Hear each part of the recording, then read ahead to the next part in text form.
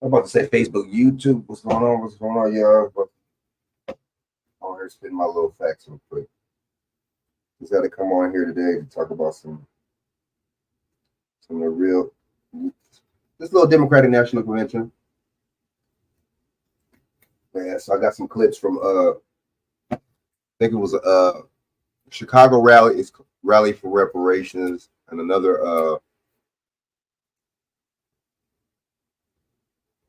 Black Chicagoans had enough. So I'm gonna play a couple of these clips, man. Just to show y'all what's going on, man. You know what I mean? I'll give y'all some more time to jump on in. You know what I'm saying? Hold on. Let me try to get my people in the building real quick, man. You know what I mean?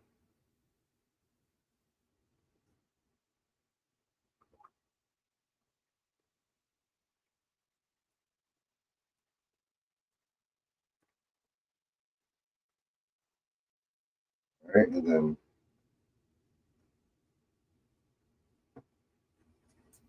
so I'm just gonna talk about this a little bit. I'm just gonna talk about the psyops behind this.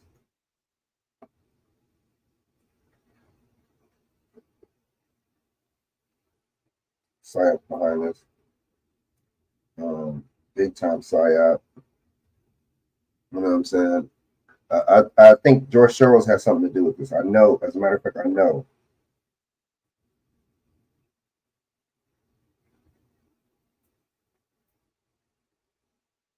I know.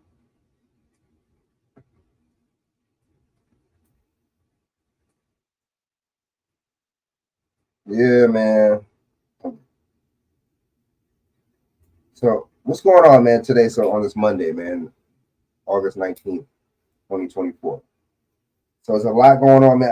I wasn't even going to do a show today, but I just got so bumped. There was just so much stuff that hit my phone, hit the internet, hit my feed, and I was just like, a lot of this stuff just seems really ridiculous. You know what I mean? A lot of this stuff seems like psychological operations. A lot of this stuff seems like just government covert operations. So without further ado, let's get into this, man. So so this is what I think is really weird about this. It doesn't make any sense. So the Democratic National Convention, right? They come, they're in Chicago today, right? So you had a mass shooting in Baltimore last night. I'm gonna cover that too, right? What a coinky dink, right? You had a shooting. I'm gonna cover the shooting of Victoria Lee, I think her name is. They got killed in New Jersey by the police. I'm gonna cover all this, right? A lot of YouTubers ain't talking about this stuff, man. I don't know why more people don't tap in. Whatever, that's cool. I get it. I'm going and giving y'all the exclusive. Um, Salute, sis. Peace, sis. You know what I'm saying in the building. Thank you for man. Thank you for leaving those nice comments that you left, and thank you for tapping in. You see what I'm saying? Thank you for tapping in. You see what I'm saying? And you can come on anytime if you want. All right, sis. We gonna we're gonna go in right now, man. I'm gonna talk about a couple things, man. So I just think a lot of this stuff is psychological operations, and just a lot of this stuff is really meant to be because I think a lot of this, like my boy Shaq said, I think this is, I think they're going back to the Republic, man. I think they're going back to the Republic. I think, but or not even just that, or they could just be doing a reconstruction of some kind because it's funny how they bring in all these, you know what I mean? Um, they're bringing in all these migrants or immigrants. They're bringing them all in the country. I ain't talking about just Latino people. I'm talking about people from all over these different countries. I never seen anything like this before. Maybe they didn't report this like this or nothing like this in other years, but I never seen Asians and Africans and Venezuelans and Hondurans. I just never seen it. Man, I guess you always be able to catch certain things in your lifetime, right? Everybody, right? Ninth wonders of the world. I don't know. So, I just think a lot of this stuff, so they're bringing them in. They're making it to where all these businesses collapse. They're making it to where all these businesses have to close, right? And they started with the small businesses during the COVID time, and now they making their way to the bigger corporations. I think that's interesting. and my boy Shaq pointed out earlier, why are we not getting, since we're still under emergency and since their COVID is still a thing, right? Or since the time where before, I guess when Joe Biden actually declared it not emergency no more, why wasn't everybody getting any kind of medical aid or kind of any kind of compensation until that time? See, that lets you know this government, just because you go back to work doesn't mean that you don't need help, right? Or not even just that. Just because you're going back to work, I mean, that doesn't mean there's still not a pandemic, wink, wink, right? So it's just, it's different layers. So, all right. Okay, so they did that. They caused record numbers of inflations, record number of inflation, 4 or 5%. They, so, I mean, the quickest, the best and easiest way to collapse economy is to make it collapse from within the economy, not from without, not from the outside. So that's exactly what they did. All this stuff that they're giving us is just you just throw it in a pot. It's a recipe for disaster, right? Disaster, some of the worst stuff that could ever happen by far was under these two, the Biden administration. And see, the thing is, I'm thinking they're letting them vote in certain migrants, illegal migrants vote in certain states. They're letting the migrants drive in certain states, like California, like out here. So I just don't. If this doesn't seem like any kind of reconstruction or something, or just replacement, or I don't know. It's just something don't seem right, man. But see, the thing is, now I can't even say this is going back to the Republic, because why are you letting all these people come in this country? Why are you letting the inflation go at a record high? You see what I'm saying? I can't say that. That's it. So I'm gonna go into these videos, man. I got some stuff I'm gonna play, man. You know what I'm saying? So we're gonna go in right now. All right, so here we go. So this is the brother right here. It's check out Papa Z Films, man. I was just on this page earlier. Dope content. All right, so let me play this real quick. So this is fair use 1976 under the Copyright Act. This gives me allowance to report on this video for commentary and educational purposes. All right, so this is what we're gonna do right.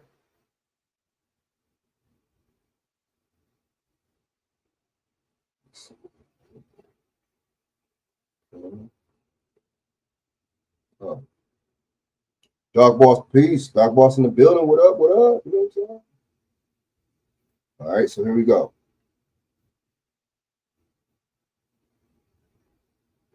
Speak for black. Oh, yes, sir. Black Americans.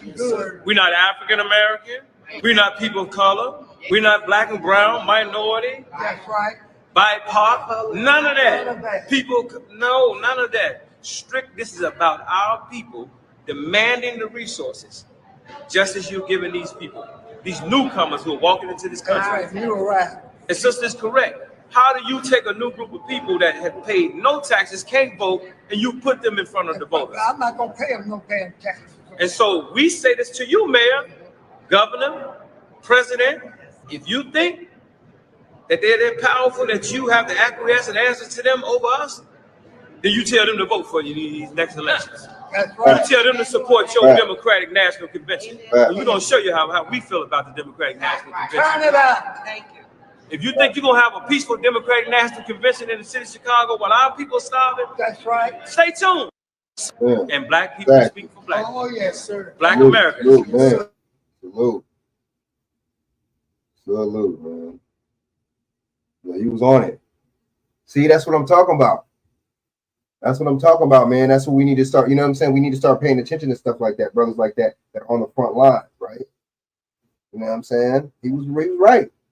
See, but I'm gonna be honest with you though, that word black we got to be careful with that word. You got to be careful with that word, man, because it actually has no standing by law. So if you are defending or something like this in this Admiralty maritime law society or such a corporational type of courts, then you have to be real careful, because do you really have standing by law? No.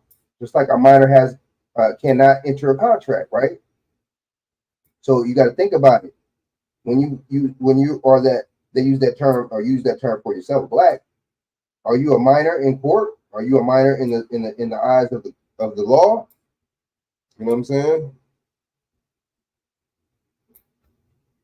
Yeah, man. If you can, BJ, what's going on, man? What you up to right now, man? You know what I'm saying? Right? So okay, here we go. Right? Oh, that's the brother you know. That's your boy. That's your same boy. That's right. I think you had him on Judge's show, huh, BJ? That's the same dude. I forget his name. It's not Paul, right? What's his name? That is the same cat. This is a small world, man. It's a small world, man. You never know who people know. But dude was speaking facts, man. That's right. That's BJ. That's my boy's homie, man. That's crazy. All right, so look, I got a lot of stuff, man. I got to cover, man. You know what I'm saying? I got to try to make this all fit. All right.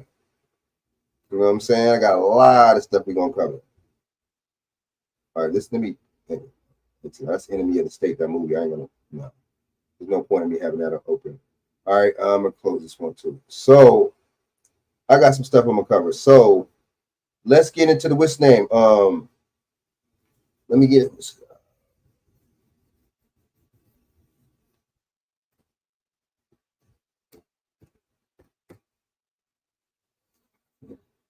Hold up. Let me go to my. I'm gonna have to go to my history. My history real quick. Find that shit. Where's it at? Right here. Okay, Afro.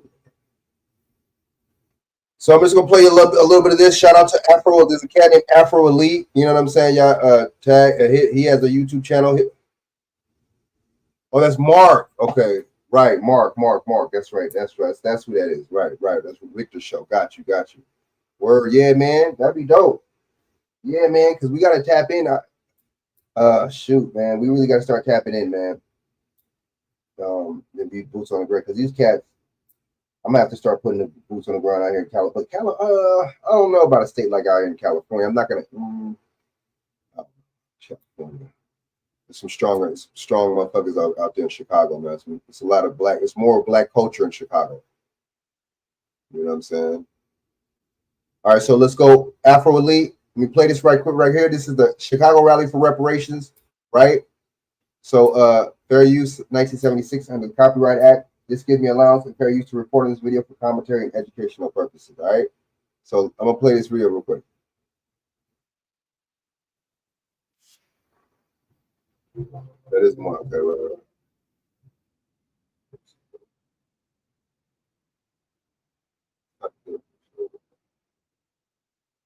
Oops. But I only wanted 5. There's not enough money in my account. I'm going to get charged. You know, your BMO Smart Advantage checking account gives you an extra day to avoid an overdraft fee. Good to know. So you don't like no? Huh? Oh yeah, Paul was. I mean, this Paul, one's okay. Damn, we're gonna have to chop it up with them, dude. We're gonna have to get some. Price of freedom is dead. We're coming to get our check.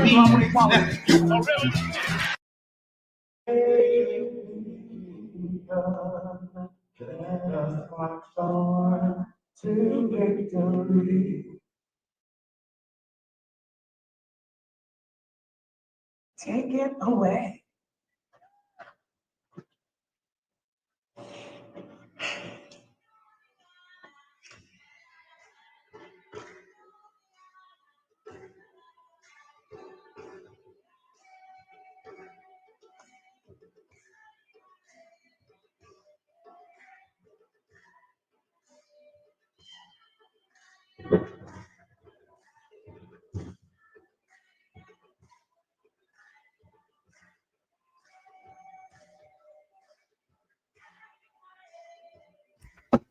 The thing, man, we gotta stop getting all this trending topic shit, man. When we talk about the stuff that matters, I get it that we want to reach audiences and target audiences and all this, but nah. Let's go right here.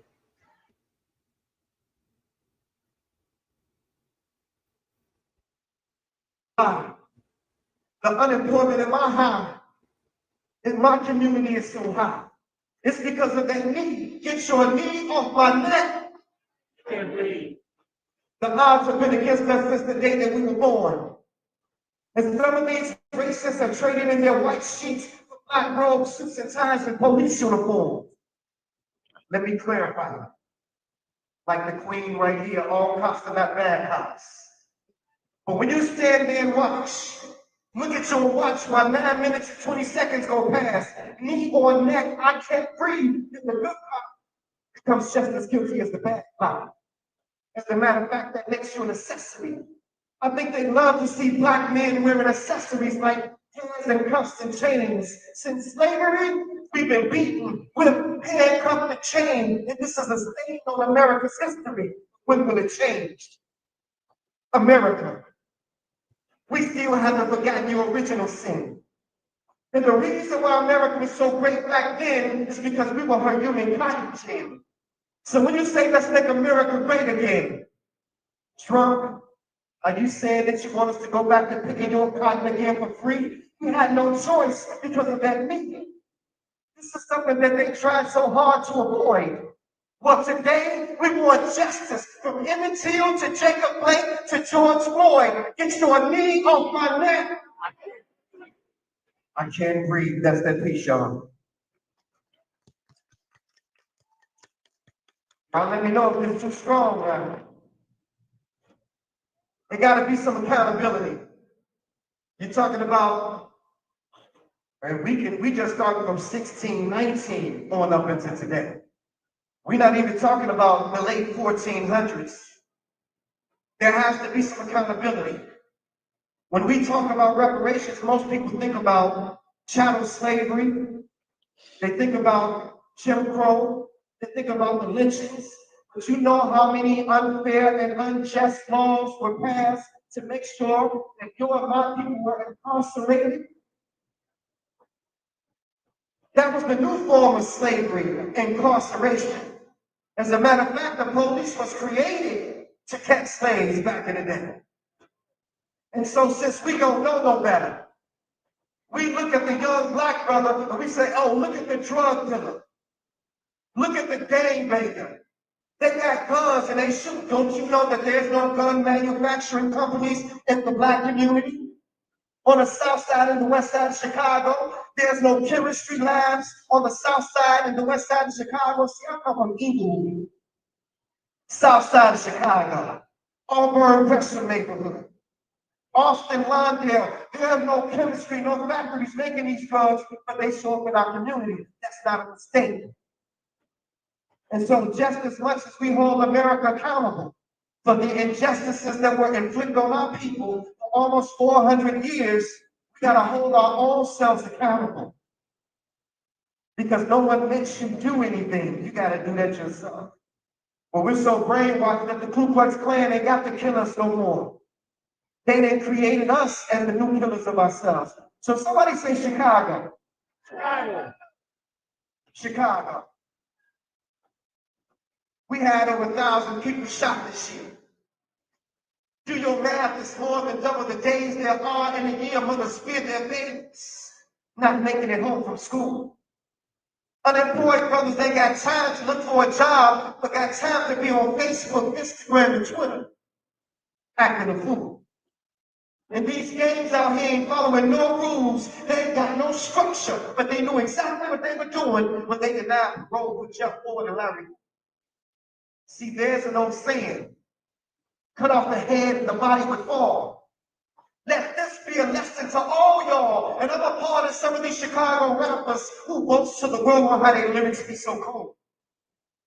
And some of them will get right on stage and talk about how God saved their soul.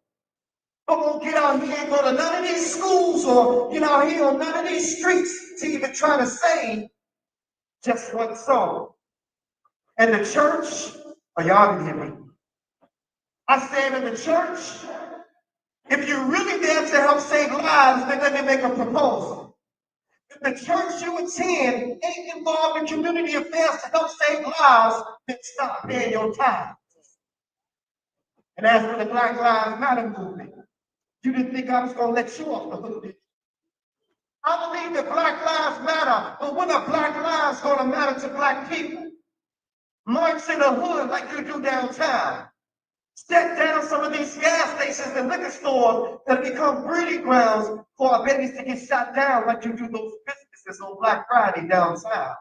Chicago, home of the future world champion WNBA Chicago Sky, home of the Monsters of the Midway, home of Michael Jordan and the Chicago Bulls. See, I don't think y'all understand. What's going down in Chicago, it's always been about land, and I recognize the hustle. Did you ever know that as soon as they tore the projects down, the crime rate in Chicago doubled? Displace these gangs to go live where those gangs live. Let them kill one another. So what if an innocent baby gets killed? We'll go to the funeral and send flowers to the mother. In the meantime, that the land on the south side and the west side become devalued, and ain't no scholar in our community right now is selling vacant land for just $1. And like the land that the projects used to stand on, they gonna build retail spaces and condos. And while we addicted to Facebook, Instagram, and Twitter, and our babies are addicted to nachos and cheese, little baby Chucky say cheese, Chicago.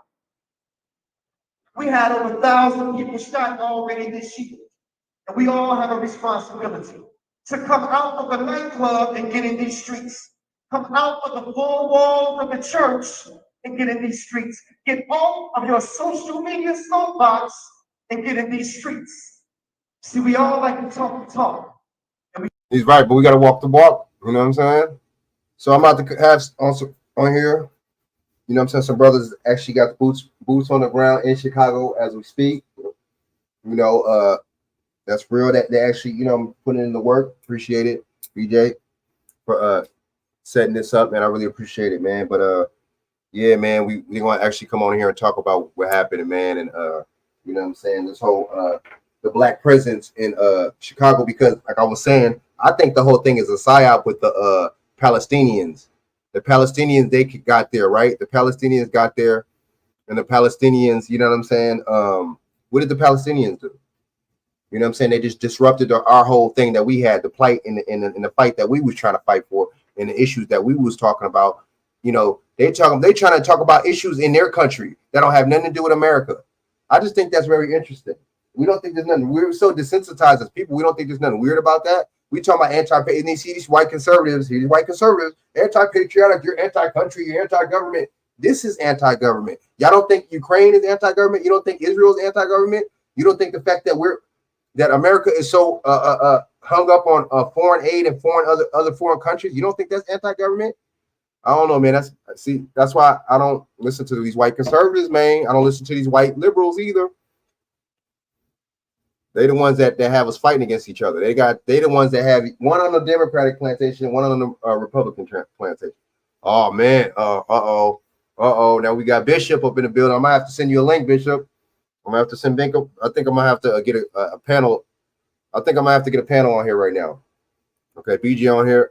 Let me what's up? Salute, BJ, man. Appreciate it, man. All right, so I know you was doing stuff, but you know what I mean. You still decided to take out your time to check me out. Can you hear me? Yeah. Hold on.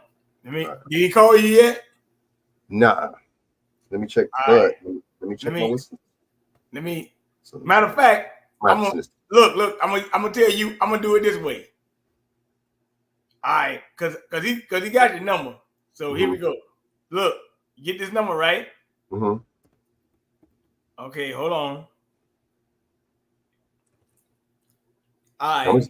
I'm gonna leave this in the chat. That's what I'm gonna do. All right, you got it. Now, because Bishop been on Bishop show for any call. Yeah, Bishop, you can jump on the call him. Call him.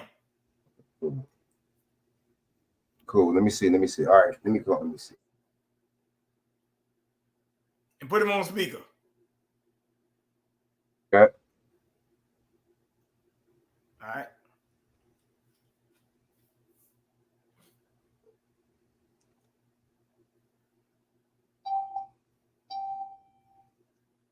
How you doing? How you doing, brother Paul? Paul, how you doing, man? This is Frank. How you doing, man? Man, just chilling, man. Just, you know what I mean? Just, you know, my boy BJ had me tap in with you, man. Just had to, you know what I'm saying? Get some strong words from you, man, and had to, you know, see what's going on with you, man, and just wanted to tell you, you know what I mean? Good looking out for having boots on the grounds out there and actually fighting for for our people, man. You know.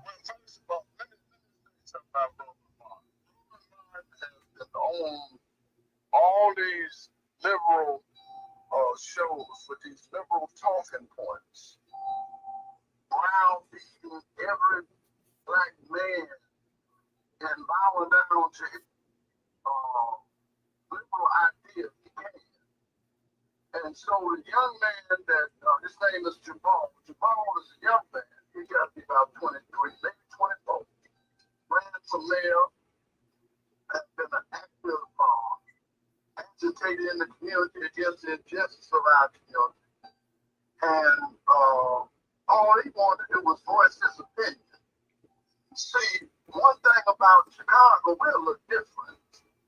You can't get us on no shelf and think you can publicly communicate and then come downtown like, oh, it's over. And it was other people that was on their way, but he got out of there in time. And first they called the police and all that stuff. But if the other people would have called him, it would have got us there. Because there's some other people he been saying stuff about him too. See, Brother Mark used to be in Chicago. He got chased out of Chicago. He used to be on our radio show with all that, what's wrong with you black folks and the problem with black folks. Ain't no problem with no other people. It's the problem with us, though. The problem. So he got that savage liberal mindset. And he can do it. I do what I want to do. It ain't that you can do about it because I'm on the radio and you'll never see it. Well, I already confronted him. And when Trump came in, he was downtown.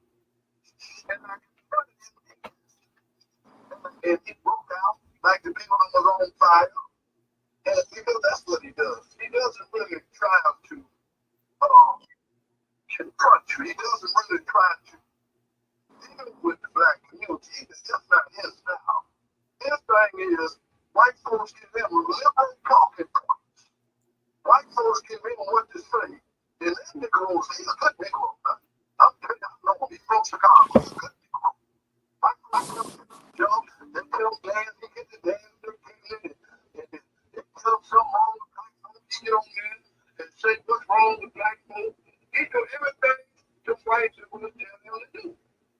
I'm telling you, he got his bones in Chicago under the Daley administration. Mayor Daley. Mayor Daley, interesting.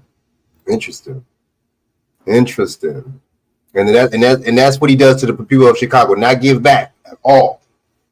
But take the white liberal talking points and use them as he so chooses for his narrative or for their narratives. My bad, because he actually, he's getting paid for it.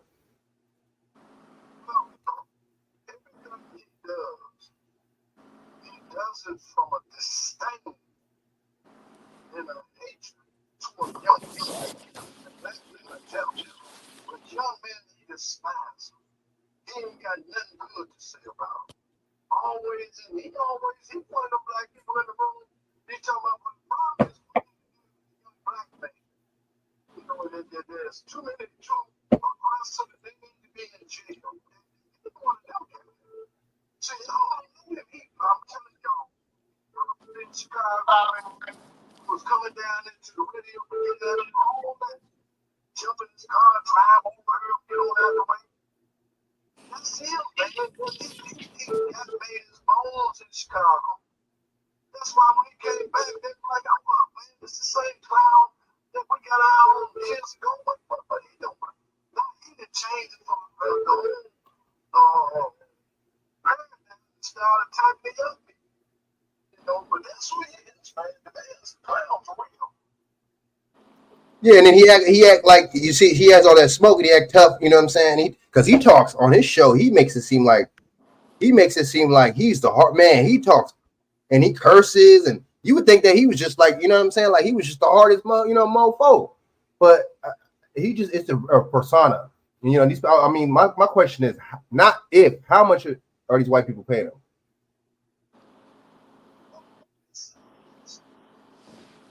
He came out of another state. I didn't even but I could show you. came to Chicago to WVON radio show. Now he got on the show. WVON radio show is very peculiar because it used to be for black people. Now a lot of times they get different people on there that got that very adverse type attitude toward black people. And so he came in at that time, and WVON was took over by white people. So when he came in, he started, what's wrong with black folk? What's wrong? So black folks started responding, calling in, checking him, all that stuff. They started cussing him out and getting at him on the radio show, and he be blocking him. Then it got so bad, but see, the white folks picked up CNN saying, oh, we got a good Negro here, boy. Look at this boy here. It's like an opposite Candace Owens. Same shit with Candace Owens, but a Democrat. Look, listen, man. So much. And they on different sides of the coin, but they got the same misunderstanding about us. And if you ever notice about Candace Owens, I got to say this about us. Candace Owens makes sure that she's the only black person on this TV show.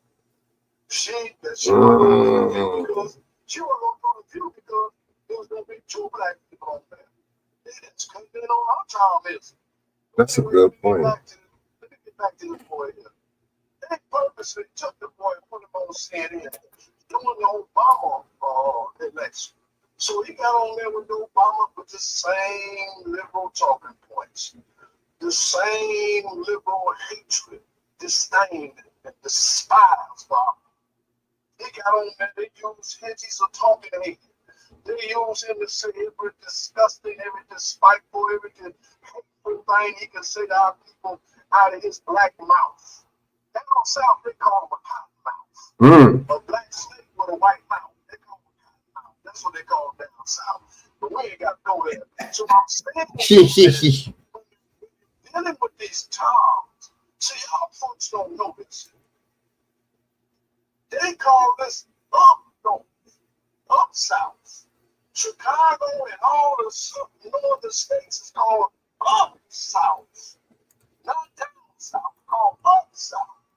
And you got these strong bosses, these Uncle Toms, these Sambos, these Bojangles. And I'm telling you, these Negroes was out of control up there until black folks just started clowning with them up there. Chasing them, running them out of office, getting them unelected, all that. Getting them fired from their radio show. That's why they don't do good in Chicago. So when this Negro came back, everybody was shocked. When you been so good, you could have clowned all through the flick. There's never been nothing. And so that's why they treat him the way they treat him. He will get no respect from us at all. And that man was escorted to his car. I wonder by who. There was some other people coming too, man. They trying to catch him. You got a situation in Detroit. Same situation. See, you got to understand. We're living in a different time. We're living in a time where young people, they don't respect you on social media. But if you don't get on social media to disrespect them, to tear them down, to make them look like they ain't nobody, to talk about them like they trash, they respond in a negative way today. Oh. They don't respond to it. How they gonna treat you in that kind of way? Oh no. And it's over and out. They gonna get at you. Especially them Creed people. That's pretty much what's happening. I seen the footage too. The footage, that had me dying. I seen that. I'm gonna have to, you know what? I'm gonna have to play that. I'm gonna have to play that clip right now. That had me dying. I seen a couple YouTubers playing it, man. I was like, but see, I know this though. I know this. You know what I'm saying? Not just being from the street, but just period. No, Roland Martin is not about that life. He's not about that action. He talks a lot. I'm not just saying, just because you talk a lot don't mean, but he just full of shit. He got the male Candace Owens thing going about itself. He always just talks about black people. He never goes in on white people. Only white Republicans. And just like Candace Owens only goes in on white Democrats. So, it's black Democrats. But so I agree with you, man. And I seen it. But see, I knew Roland Martin wasn't about that. I've been knowing Roland Martin was about that life. You see what I'm saying? Roland Martin's been on it for a while. Didn't he get fired from like 2 different? He got fired from CNN. Didn't he? Then he got fired from TV1. Didn't he? Was it CNN and TV1? Nobody, people, they ain't them Creed people ain't trying to put up with his antics, man. It's not just getting fired. Black folks is filing complaints on the radio station, on the TV station. They're making complaints to the FCC about him. They're saying that they're utilizing this man as using hate speech, that they violate FCC laws, that he's saying stuff and not allowing blacks. See, they got federal laws state that if you say something, you doing some political conversation, you have to let the opposition be able to respond to the things that you say. And they're not doing that. They're not doing that. That's something that they're not doing. So they didn't Roland Martin and Candace Owens get on there. Candace Owens, first and foremost, she's not an African American. She's a person from the island. She went from the city and told them that our grandparents, her great grandparents were sharecroppers. You're not even from this country. What was sharecroppers? Sharecroppers on the island or something? There weren't sharecroppers over here. So I'm saying to you that you got a lot of identity theft dealing with these type of characters. They do a lot of identity theft. And then, if you notice, I keep saying it, they're the only black person in the room. They're the only black person in the room. Now, when I went to the Black Caucus, you know, every year they do the Negro Caucus. That's what they should have called, but they call it Black Caucus. He right there, he be down in the Negro Caucus, smiling and laughing. White folks be snapping on the back. It's disgusting, man. Right. Simple man. He is what you call, he's so buffoon in his mindset when it comes to how he don't even have a clue why that young man went off. He feel like the young man just so oppressive. That's why they need to be locking them young people on. And young man know what you're saying, man. He understand perfectly what you want. And shit, we did at a time that, man, listen, man. Some of these guys, the only thing going around to them, they're going to get punched out.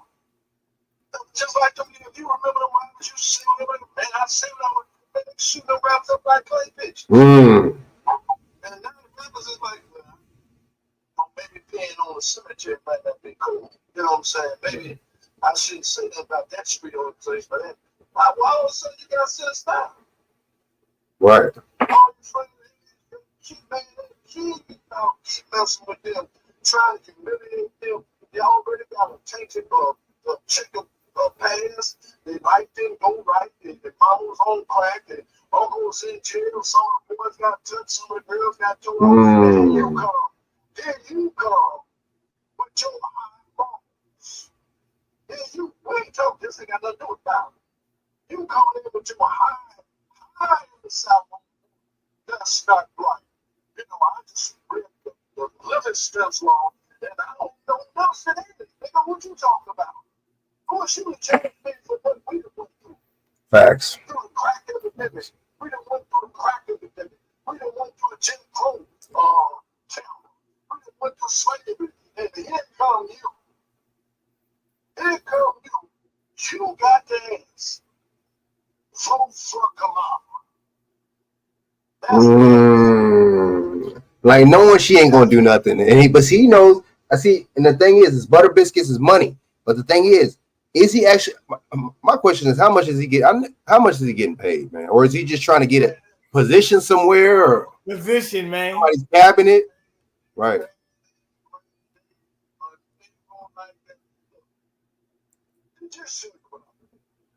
You see how they still won't get rid of Candace Owens. Even though she said something about the Jewish people, see how the Jews still keep it up. Right. Because they can utilize them against us. All Just ain't no different Kanye West, all that. He upset with the white folks. He was upset he lost his white woman. They gave him another white woman, and now he all right. All of a sudden, he ain't crazy no more. They ain't got to take that out. Take that medicine no more. They all want the same thing to get away from you. They all want the same thing. Just stay from black people. And they ain't none of those things down. He don't be. He don't give back, huh?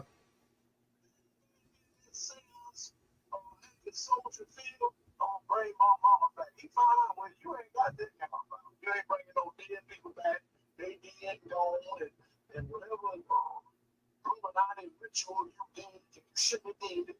You know what I'm saying? Got your people killed. It's like the gangbanger out there shooting and shoot the wrong people and then come back to shoot the house and kill his mom. That's what y'all was on. Facts. You went out there, got involved in something. It's getting involved in it, and it can cause something to happen.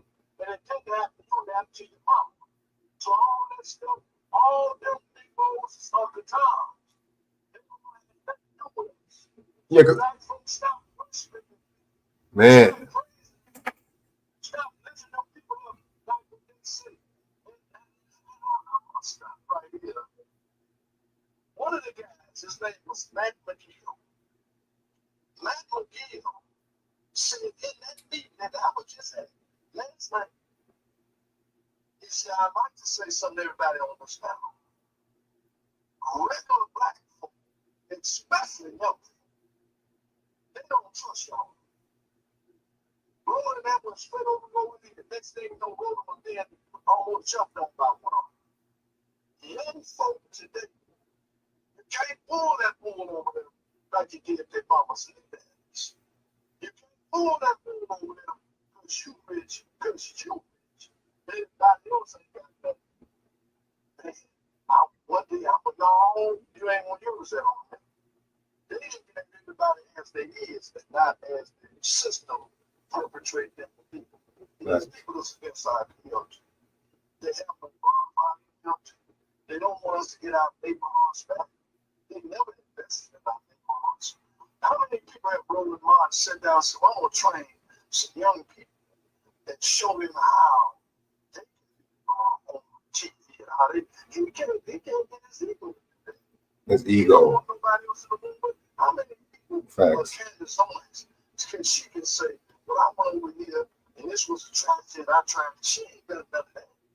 All she did was make sure it's all about their hungry mouth at the table. Right. Right. And the same with Kanye West.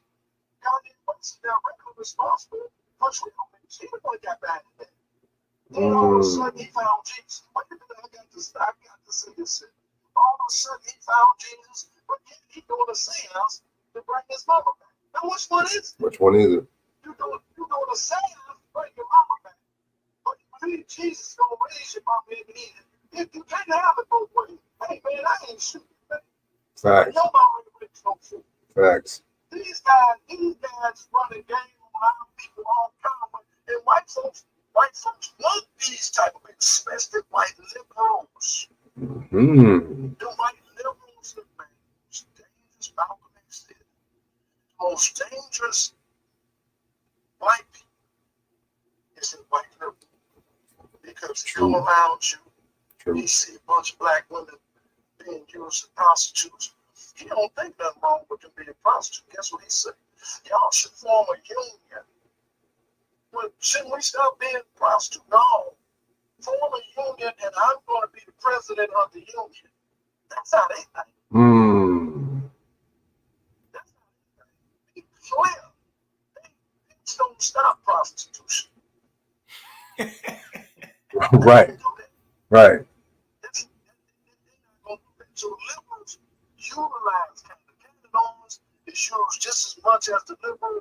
She used the same thing that they use. Exactly. Ain't too much. Just the opposite. Just I'm a conservative and they're liberals. That's all.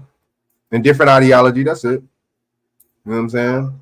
Never talk nothing about it. No, never say nothing bad about no other white conservative though. Never say nothing bad about white society. But always got the smoke and the stereotypical stats. Her and Larry Elder, her and Jesse Lee Peterson always got them bullshit stats out their asses. But they don't want to talk about how most white people are more on welfare than black people. You know what I'm saying? They don't want to talk about that.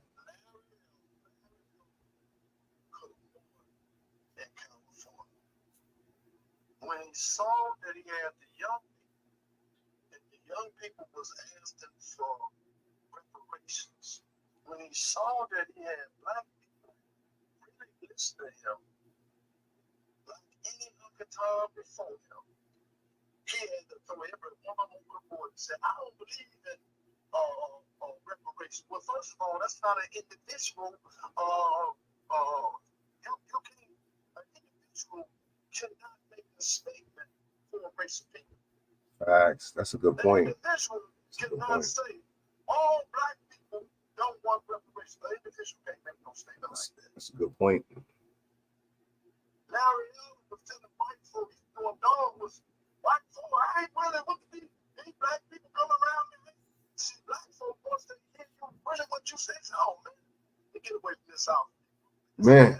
See, they cannot get on the same thing. That's true. If you follow them Negroes, majority of them Negroes married to white folks. Yep. The women and the men. The men and the women. Both. Yep. Talking about the help black folk while you wouldn't even marry one. Facts.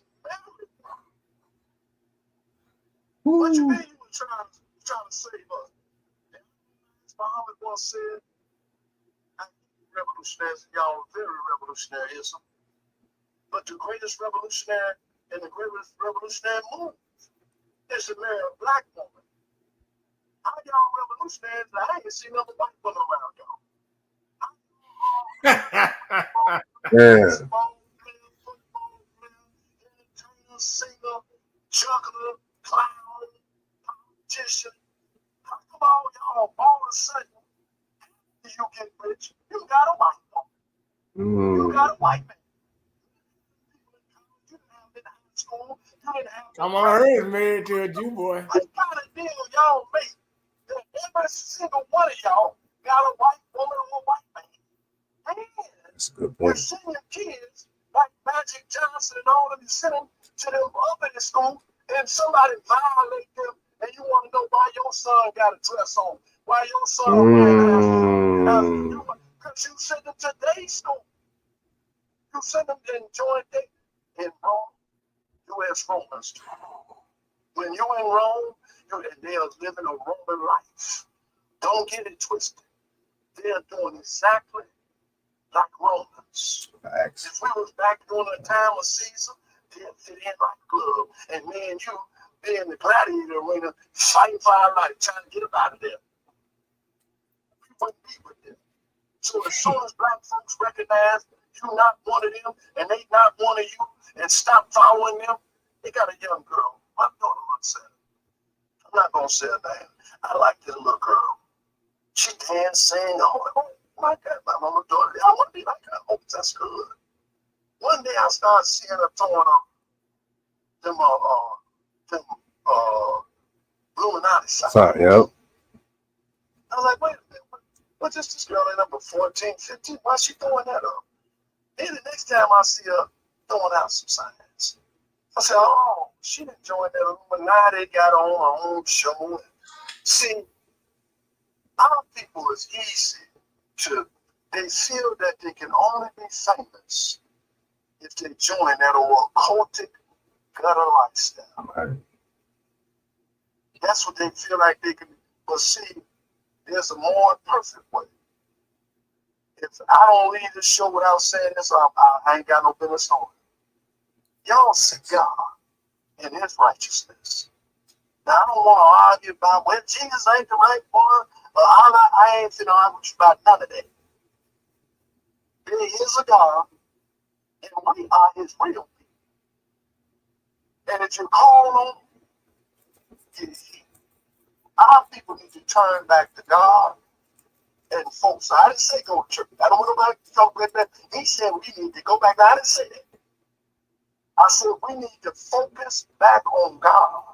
That's true. And focus on Him, so He can help our mind. Today, I listened to a young man from California. I'm gonna say this, brothers. I'm gonna have to go. The young man was very strong there. He said, "I would like to put a message out to all the black women that are lost. We got some terrible times. Actually, we got some evil times coming. Very violent times are coming on this land. And all you women that think you can do it by yourself, y'all gonna get caught right, and y'all gonna get wiped out. That's You're not facts. gonna be able to do it. You're not gonna be able to do it. And all you men that's over there with them with dresses on, it's gonna happen to you too. You ain't gonna make it through. Facts. You're not gonna make it through that. That man was literally telling our people, you need to find your way back home. And home is where the Lord is at. That's What we fighting against is evil and good. It ain't just about white and black. It's about evil and good. And our people has most of the rap singers, female rap singers, are strippers, occultic strippers. Most of them have led our young women astray. Right. Most of the young men has watched it. Medina thought he would. Oh, it's funny. He wearing a dress. And Mama ain't saying that. Mama watching him wear a dress. Watching Empire. Oh, he just kissed the man. My mama ain't said that about all the wars under that Obama era. Because that's when it all came into play. But all that hate came in. Oh, and then remember, Obama's out of Chicago. And he be talking about everybody watching the ball. He gonna tell y'all black folks to vote for him and tell y'all why he couldn't get you nothing. Y'all black folks vote for this woman. She pretended black. Y'all know how much my daddy was black. My mama was white. I was raised by the government, and I made a fool out y'all. And I'm telling you, she gonna do the same thing. She got the same messing up.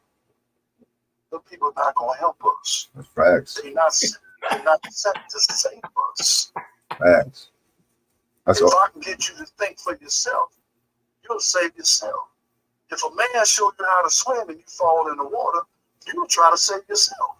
Whether somebody threw your lifeguard, you ain't gonna just drown like the man that they got. Well, the message of the day is find your way back home. Find your way back to God. It's to get out. Whoever win this race, whether it's Democrat or Republican, either side ain't gonna be happy. If the Democrats win, the Republicans ain't gonna accept it. If the Republicans win, the Democrats ain't gonna. It's gonna be something. It's gonna go down. And God, you better guard your grill. You better guard your grill. That's so true. That's so true. Paul, you ain't lying. So, hey, Paul, real quick, man. Real quick, one more question. So, okay, so what do you think? What's your take on all those Palestinians and them down there, man, and the Palestinians protesting? Because it seemed like to me that they try to they try to really like try to take you guys to shine. Like, take what would you take on that?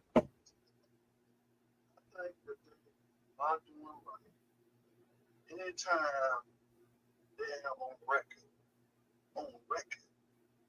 that you've killed over 30,000 children, the Nazis ain't did that.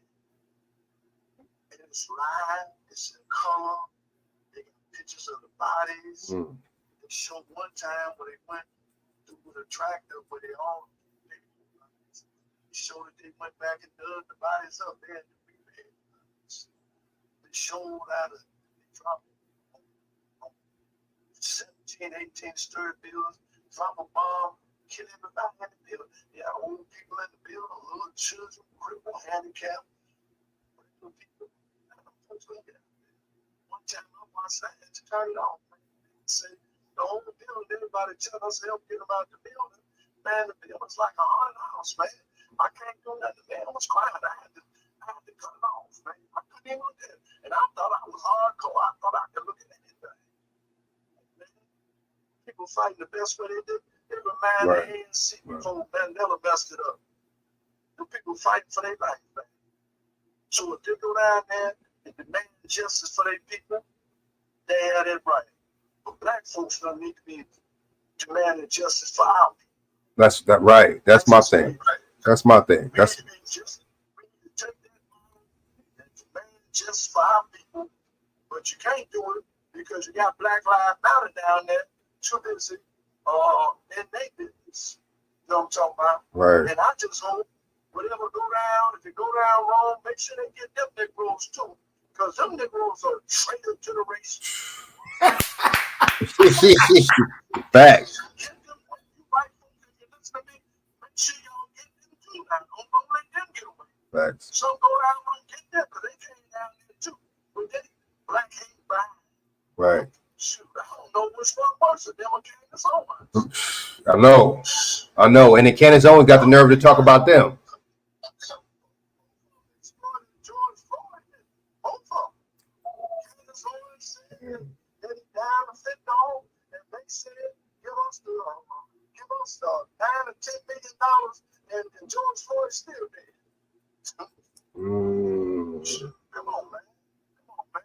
Like I said, people need to be fighting for justice, and we need to be going before the throne. We need to be going before Jesus. Now, y'all know, I'm going to go to the Lord. That's facts. Because we need to find our way back home. Facts. So we can come together and fight this fight for real. That's real. You know what I'm saying? And don't anybody get it funny. Read your word yourself. When I went to jail, I thought I knew something. And I was talking one day. One of those guys said, hey, man, talking about 19. He said, man, I ain't saying all this stuff. But I said,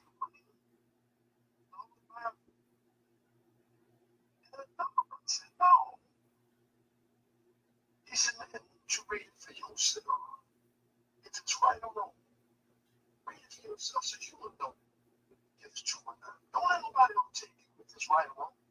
You find out, man. You can find out if it ain't meant for you, you won't find it. And guess what I found out? Facts. I ended up getting out the penitentiary and choosing, got a good wife, and all that. Salute.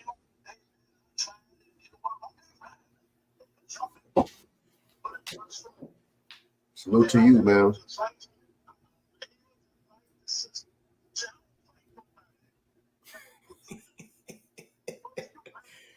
Thanks. I'm just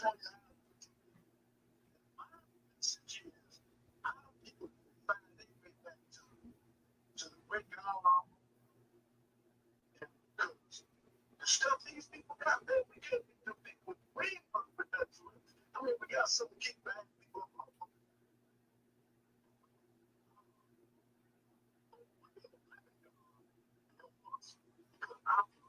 Situation, I know we all can agree that.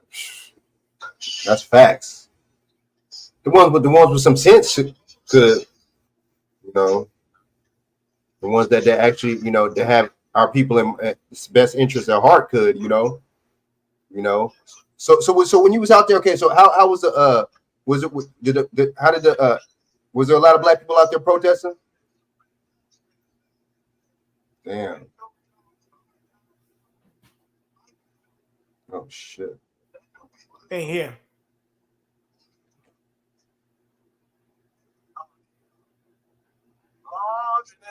Some Palestinians, huh?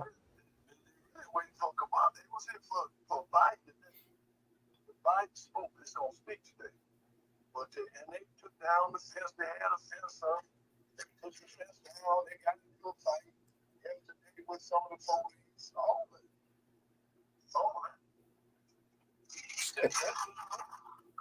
But so was there a good amount of black people? Was there a good amount of black people out there protesting?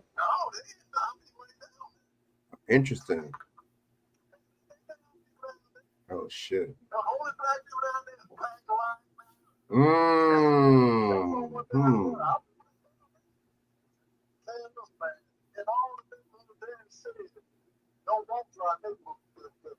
Straight up.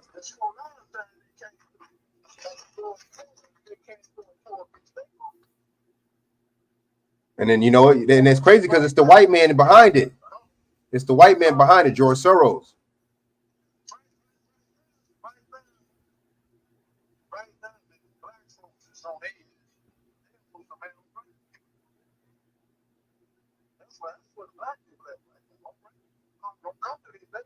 Straight.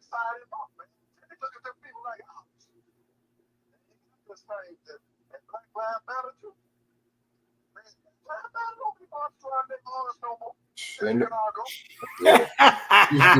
I've been there. I've been there.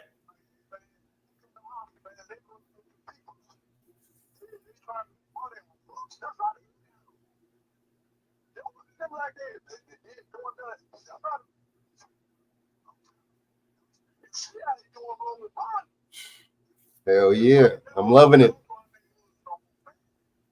Facts.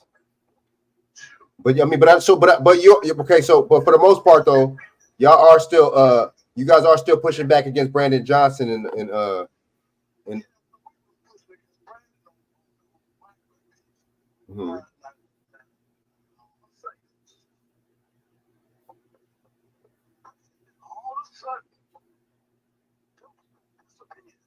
What?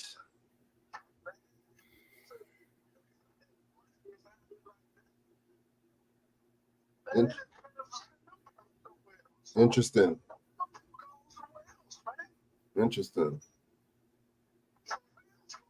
But see, that could be a tactic too. They do that right before the Democratic National Convention, right? And then two, to get black people comfortable again to vote for Kamala. It's a perfect strategy, man. Perfect strategy. Because we forget. We forget, man. Our memories be short.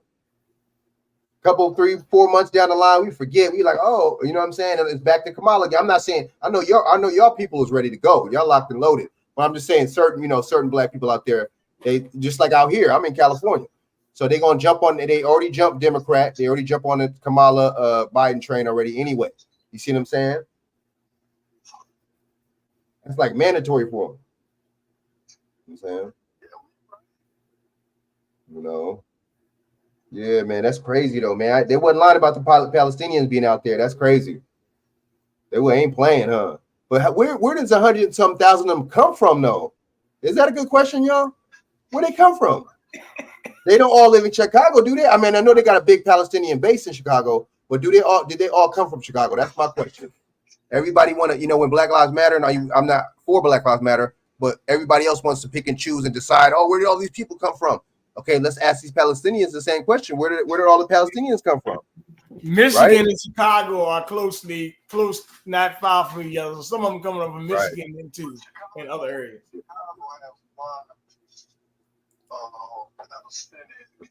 Right, big, yeah, one of the biggest.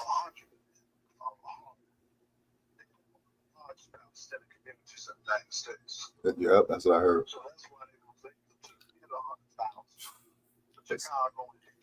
That's what they on code. They on code, Paul. They on code, man.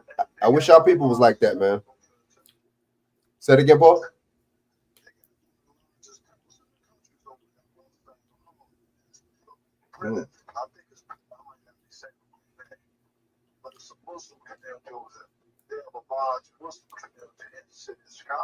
Gotcha. Gotcha. It is the largest other than no other state in America like Chicago. Gotcha. The other one is as large as it's the Detroit City. Detroit City has large Arab people, and so all of them converge to come to Chicago. Right, got you. Right. But I mean, I wish our people was more on code like that, man. I wish our people was like that. Right. Like just like New York. Same with New York. But I wish. Chicago. And I wish our people was more like that. I really do. I wish we could just assemble 100,000 and then all be on the same page.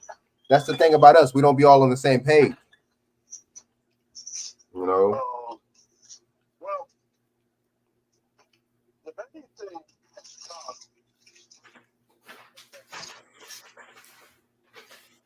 Chicago has always been a focal point.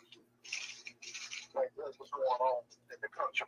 Gotcha. So whatever you see happening in Chicago, it's related to the United States or the world. So this is why Chicago, last one, the last moment, even the Moors had their headquarters, or even Marcus Garvey, he was speaking to parts up in New York. So three main cities in Chicago, New York, and Detroit. But Chicago still maintains its original characteristics. You know, so that's what you got to understand about Chicago. Chicago is not like it. You're more traditional, right? Yeah. Most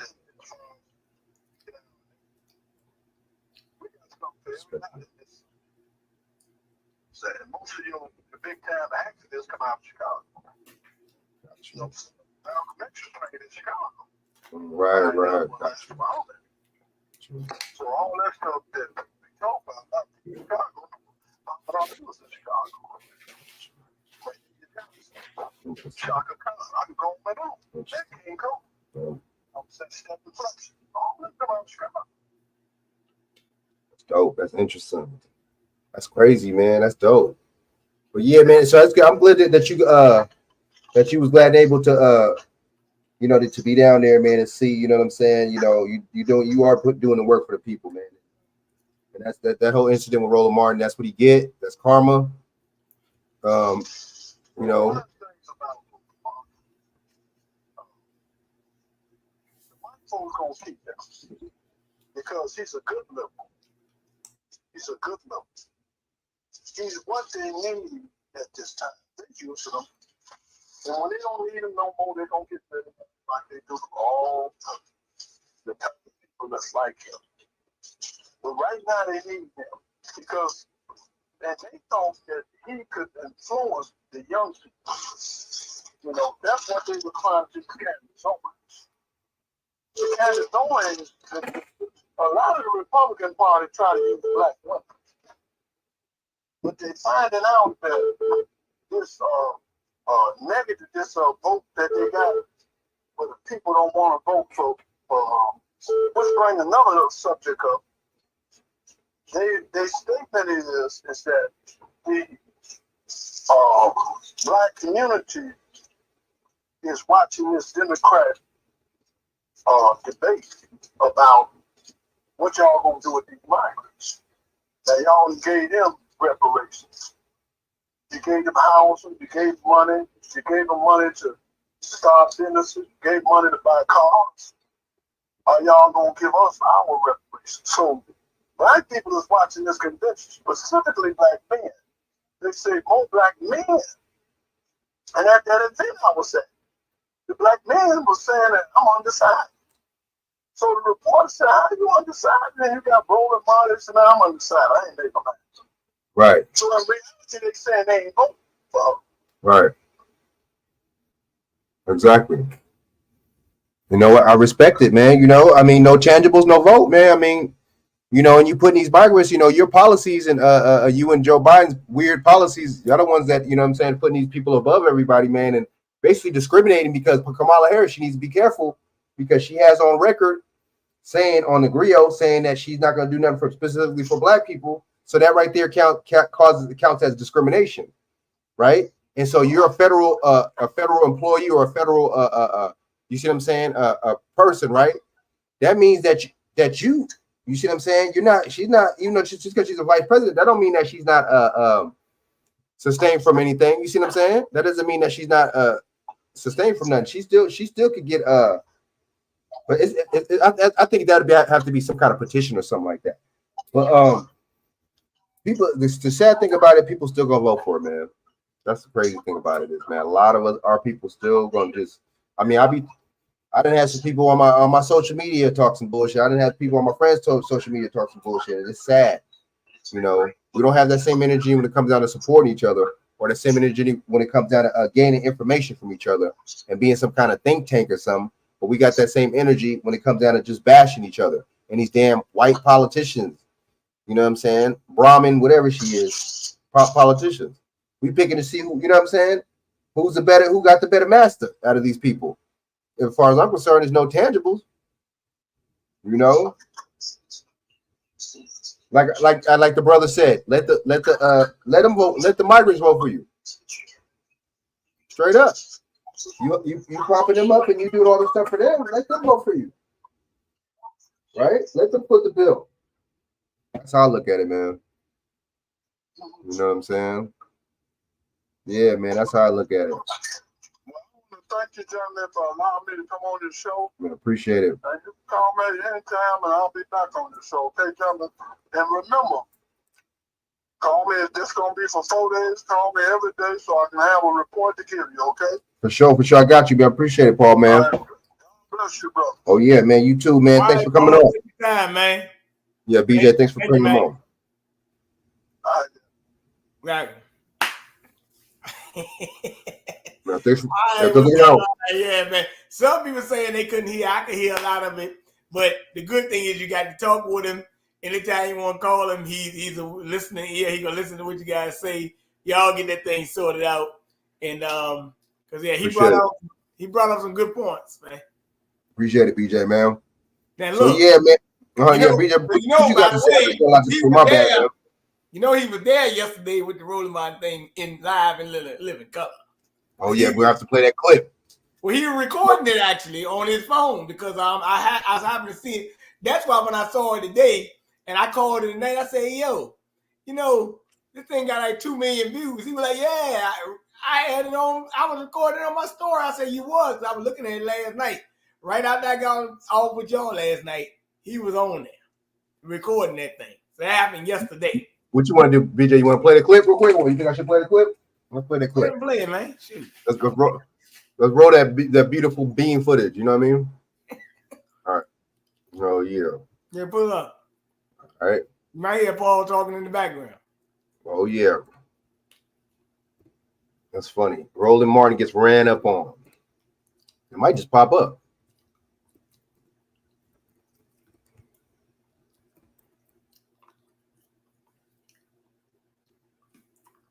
Oh, we're gonna play. Okay. Let me see. All right, let's play this on we'll play it. Let's play it on a Black Conservative. Fuck it. Let's play it on this show. Or TD Hip Hop. Let's play it on the Black Conservative show.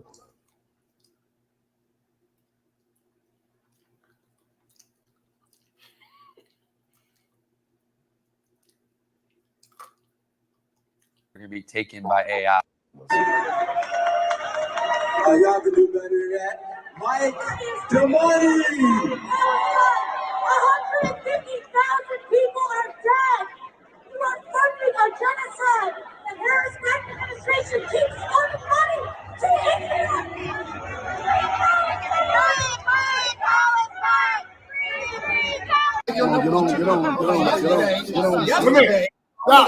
Come in there. Oh shit, hold on. All right, my bad. I got it on full to me. Say what you got to say right now. Now go back. Pause for a second. All right. When you heard a person talking, that's Paul talking in the video. Okay, he was actually right there talking. You heard him talking. Right. Clowning.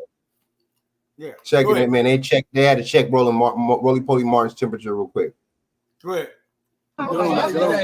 Yesterday, you tweeted about me. You tweeted and called me dumb yesterday, right? First of all, you called me dumb. Say what you got to say right now. Say what you got to say. Look at this dude. Wait till you see the. No.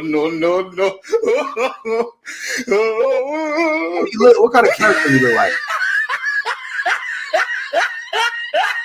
Boy, oh boy, oh boy, oh boy, oh boy. I gotta tell you guys, the fireworks have already been set off at the DNC. Okay, it's going about as well as expected when it comes to the drama and potential violence that is happening at this convention. Again, I find it to be amazing how at the RNC convention, none of these things people were concerned about. Okay, violence, confrontations, fights. No, it was civilized, which is not something that we can say about the Democrat National Convention. It tells you everything you need to know about the difference between the two parties.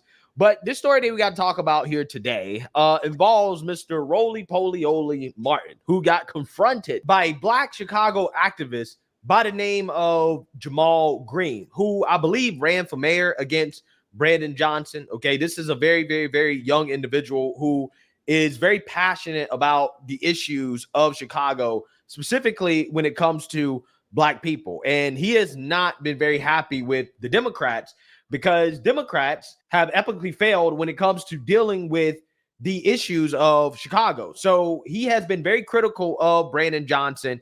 If I was American and they said, hey, Chicago, New York, and these sanctuary cities is going to give you immediate resources like this, I would be on the way too.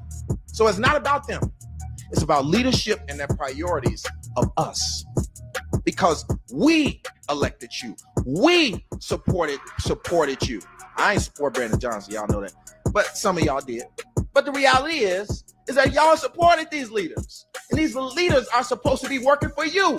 Those folks can't vote. Come on, man. Those folks don't pay taxes. Those folks ain't have ancestors here. Those folks ain't never been to America. You elected these people. You pay taxes. You pay property taxes. You pay income taxes. You elected these politicians to work for you and your children. And the fact that they will leave you to starve. They will leave you to starve even if you're a veteran. They won't care if your children is running these streets because they ain't got nowhere to go. They don't care if you are out there and sleeping in cardboard. Ain't no team gonna come and ask you if you want to go come to a shelter, give you 6 months of free rent. But yet they can do that for very people who are not citizens. Should be a slap in the face to all of the folks who pour into this country each and every day. Now, that's not a Republican stance. That's not a Make America Great Again stance. That's not a Donald Trump stance. That is a common sense American stance. U.S. Bank has a business checking account that has no monthly maintenance fee and smart tools that make forecasting cash flow a walk in the park. Nice. Planning can be rough, but this would help a lot. Just trying to throw you a bone. Oh. Business checking accounts that do more for your business.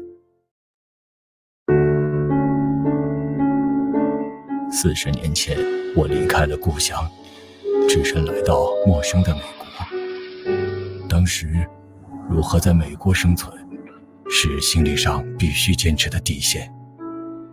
就这么在美国，也。 Meanwhile, at City Hall, former mayoral candidate Jamal Green just spoke about the weekend violence, introducing a $400 million plan to make the city safer. He's calling for more spending on economic development, housing, youth, and businesses to combat crime. We are in a state of emergency in the city and have been for many years. And it is time for us to put the urgency on this public safety crisis, just as we did with COVID, just as we did, as we currently are doing with the migrant crisis. Now, does that mean that this guy is a Republican? No, he's definitely not a Republican. He's one of these independent guys that is just pissed off with the Democrats because Democrats make these promises to Black people, but they never actually do the things they promise. And a lot of people just fed up, right? They're upset. They're mad. They're saying, look, we are done with the Democrats, especially Democrat shills like Roland Martin, who Jamal Green decided to confront at the DNC after getting in a back and forth with Roland Martin over Kamala Harris's policies and whether or not her policies actually are beneficial for Black people. And I believe that Roland insulted the guy, right? Roland called him stupid or dumb or something like that. And this guy like always was not okay with that, right? He was not okay with Roland saying that he was dumb. So he decided to pull up to Roland Martin's face at the DNC. And let's just say that Roland looked like he saw the boogeyman. Take a look. Hold on 1 second. No, ain't no. Hold on. I gave you enough. I gave you enough pictures. Yesterday, you tweeted about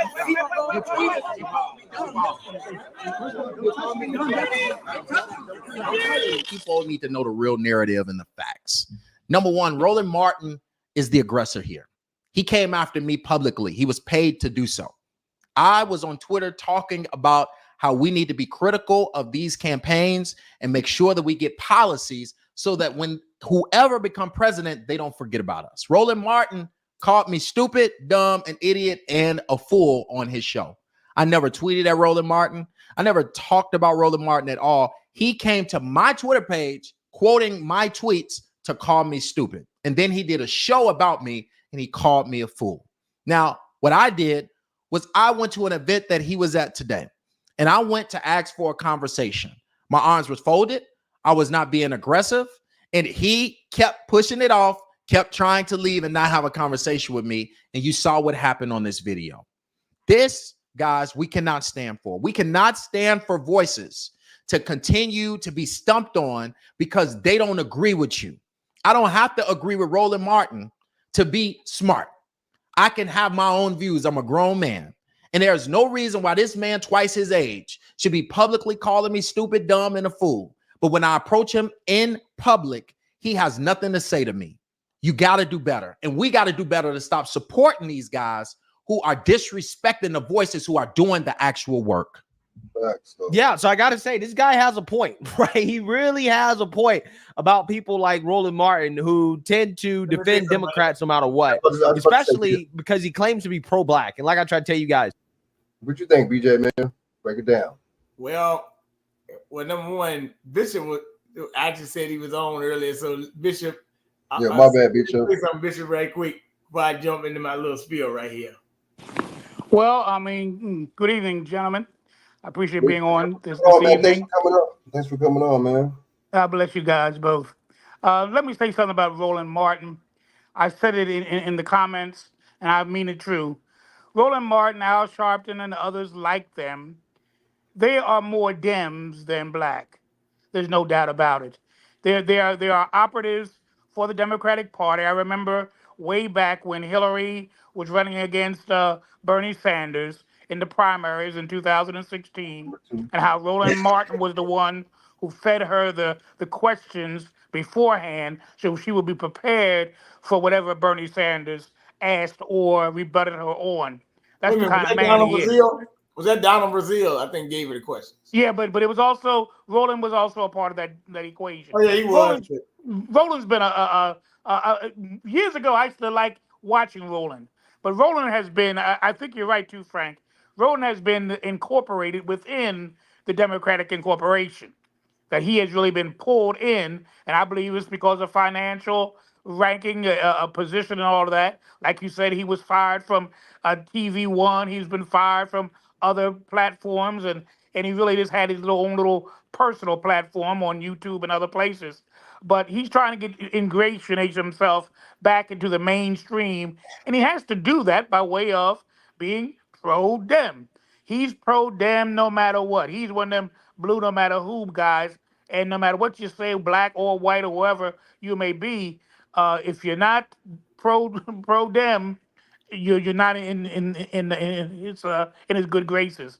So Roland, I mean, you're obvious. Roland, it's just so plain to see that you've sold out.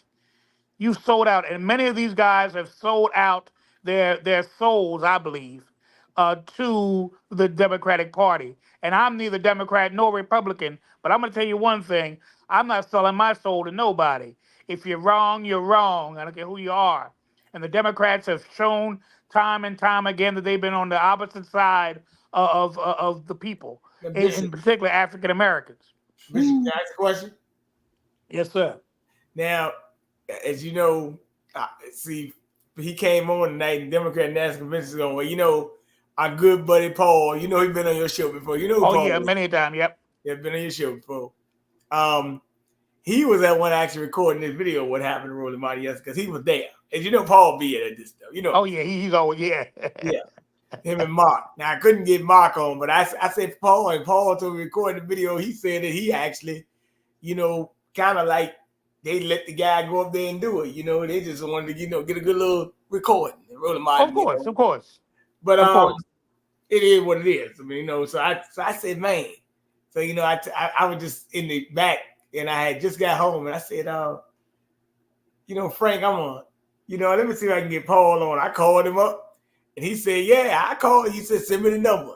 And that's why Paul was talking to Frank. See, Paul will tell you what's going on. But then what he always used to tell you, Bishop, anytime you need to report what's going on there, he just call me.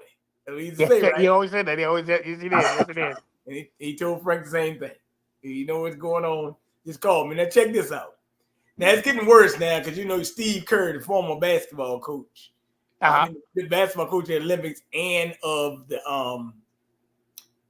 Golden State Warriors, 4-time NBA champion coaching, or 5-time, now 4 times coaching and 5 times a player.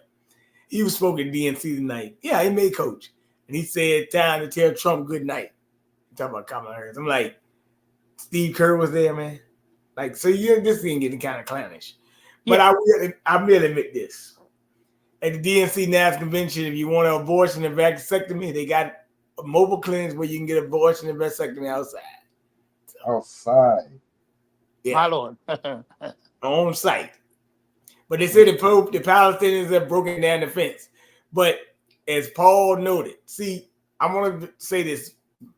See, early in the year, Paul had actually asked me, because I haven't been on a plane ride in a while because all this stuff going on with all that crazy stuff that's going on and all that. But, you know, I drive and stuff like that. Right? Paul and them had actually asked me to come there, but then they were talking about canceling the convention or having it virtual. But then they slid in Harris. But notice what they did. They did put their fences up to prevent you from protesting. But remember earlier in the year, that was going to be a lot of them protesting, but they got overshadowed by Palestinian protesters. But like he said, whatever happened, happened. But he said, you just keep on demanding justice for your people. Now, I did read the report today that 40,000 people in Gaza have died. The numbers are going up, right? And matter of fact, don't be fooled. Both sides support this issue of these people dying. No doubt about it. Republican and Democrat both support Israel, no lie, right? Now, okay. After you get done, I'm gonna play this clip of Trump saying that there's no room for anti-Semitism. So, wait, you know that? I mean, come on, he come on. I mean, Oh yeah. Well, Trump's been pro Israel forever. So I mean, you're absolutely right, Bernard. I mean, the whole thing is just whole thing's a clown show in the beginning. In both parties, as far as I'm concerned, they're going to. It looks like he's saying, both groups. Keep in mind, we talk about the Republicans, and so they are. I mean, they're diehard Israeli fans. I mean, supporters. But so are the Democrats. Who's sitting in the White House for now? Who's sending the weaponry, the billions of dollars? Who's doing that now? The Senate is Democrat and the president is Democrat. So the Democrats are just like you say. You got a little segment of them, the little bit of 2 or 3, 4 of them that belong to this progressive group, and I think that's a lie too. But nevertheless, I think AOC ain't all that much against it. But and Bernie Sanders and all of them, they cry wolf. But I don't believe a lot of what they say either. Because when it comes down to voting, they still vote the party line. When it comes down to voting, they still vote the party line. And Bernie's a fool because he's not even a Democrat. He's an independent. They've done him wrong 2 straight election terms. He should be the president. Actually, if a Democrat was supposed to win, it should have been him. But once again, he's been blocked. He's been impeded. And he's such a weak character that he will endorse them, support them, defend them, and all of this. He's a Democrat in disguise. You talking about the rhinos? Well, that's who Bernie Sanders is. He's a dino. Well, let me bring this up though, because I just wanted to get one point in, and I do understand how dire this is. And but see, they knew that if they got this power, that would water down your issue. See, really to tell you the truth, you ain't gonna be able to talk about the immigrants if you overshadow like that. I mean, you can do it, but I mean, they got feminist groups there, abortion groups there. Oh yeah, yeah. They got a lot of things there. See, one thing about these conventions, these protests, even on January 6th is not even talked about. You had people protesting the jab, you had people protesting this, you had people protesting abortion. All when you have big events like this, everybody brings their agenda to the forefront. Of course, exactly. High profile. Every camera in the world in Chicago right now. Every camera in the world is in Chicago. So by that being said, by them having this thing with the Palestinians, yes, you do have a lot of people that have been killed, but you also got stage actors that they are put there to make this, that's why they're putting the fence up and all that. It's the optics. They not going in there unless they're allowed to. Right. Well, I remember the last time the convention was held there in Chicago, 1968. And they went in there, and there was a whole lot of mess going on that one. I don't see, but I think you're right, Bernard. It's a little more sophisticated now. They're a little more, just like you say, optic stuff. I mean, they want to appear to be a certain way, and so they kind of try to stop that from happening. But I think going to speak. Clinton's going to speak. Oh yeah, Michelle's going to speak, and Jill's going to speak. All of them are speaking between now and Thursday when the convention ends. All of them will be speaking. Joe Biden is supposed to be at the prime time. I guess he's about ready to. I guess he's maybe even speaking now, but he's prime time, man. And see how the hypocrisy is. Nancy and all of them drove him out of this race. And now they're going to make him seem like he was made a great sacrifice, and we want to thank you. You're one of the greatest leaders we've ever had, that this nation's ever had, and all. It's going to be a whole lot of wishy-washy crap going on. A lot of hypocrisy, a lot of lies, a lot of niggerism being perpetrated on tonight. Everybody going to be talking about how great a man he was, bar none, better than George Washington, better than Abraham Lincoln, better than everybody. He's going to be the best president we ever had in the 45 presidents that we ever had. He's going to be the best of all. That's how they're going to paint it. But they drove that man out. He shouldn't have resigned. Ran in 2000, let alone 2020, let alone 2024. But the hypocrisy of it all, he going to be almost enthralled in some kind of Hall of Fame thing tonight. That's how it's going to sound. And everybody's going to clap at every word he says.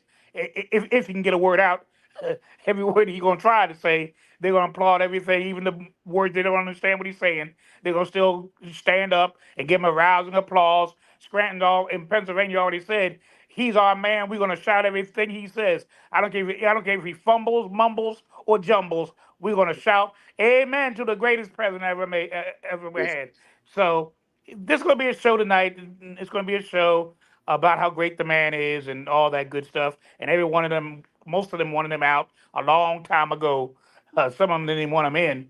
So, but it's going to be a hero's welcome. God bless him.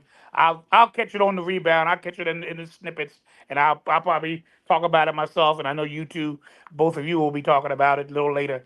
But I'm not going to watch all that because it's a bunch of lies and hypocrisy, and I don't feel like getting caught up in the mess. You're liars, Democrats. You're liars. You're hypocrites. You're liars. Nothing good about you. Nothing good about you. Believing in abortion, believing in LGBT community things, transgender, and all of this, men sleeping with men, and girls going into male locker rooms, and men going into women's locker rooms, and they're competing and all. It's crazy. This nation is crazy, and the Dems are leading the way.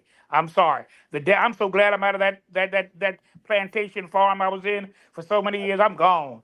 And I look at all my kinfolk, all my cousins, all my siblings.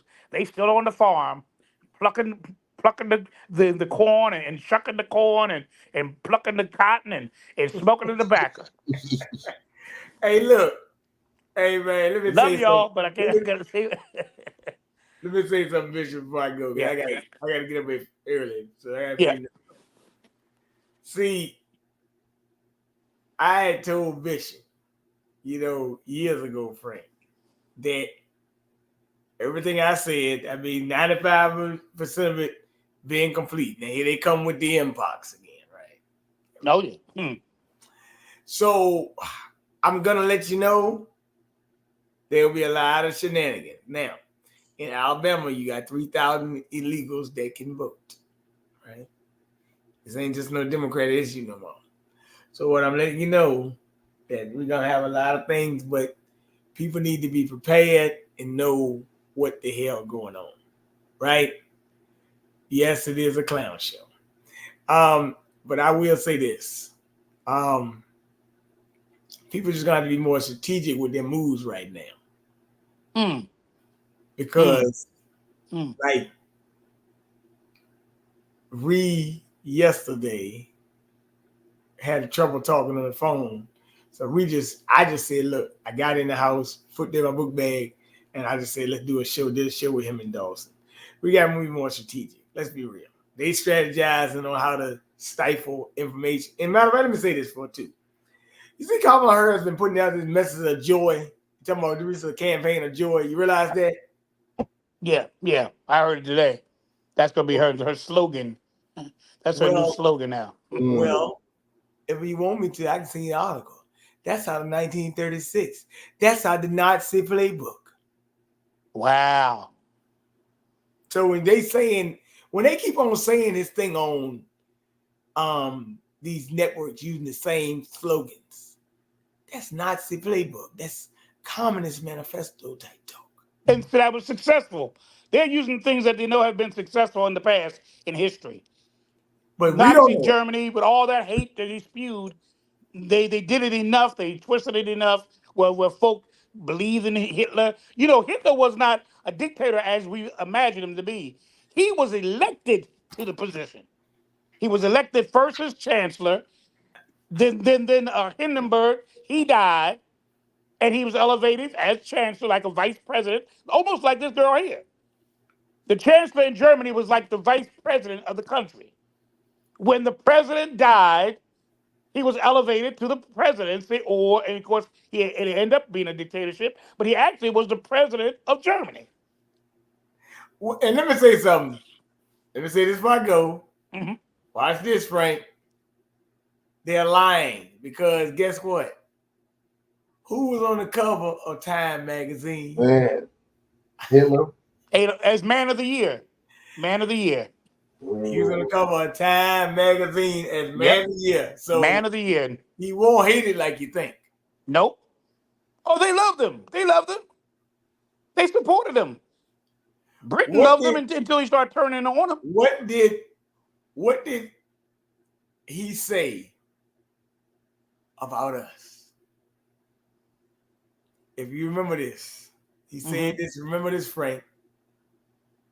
Was it Eisenhower? I think Eisenhower was the president, right? No, Franklin Roosevelt. Franklin Roosevelt was the president at the time, right?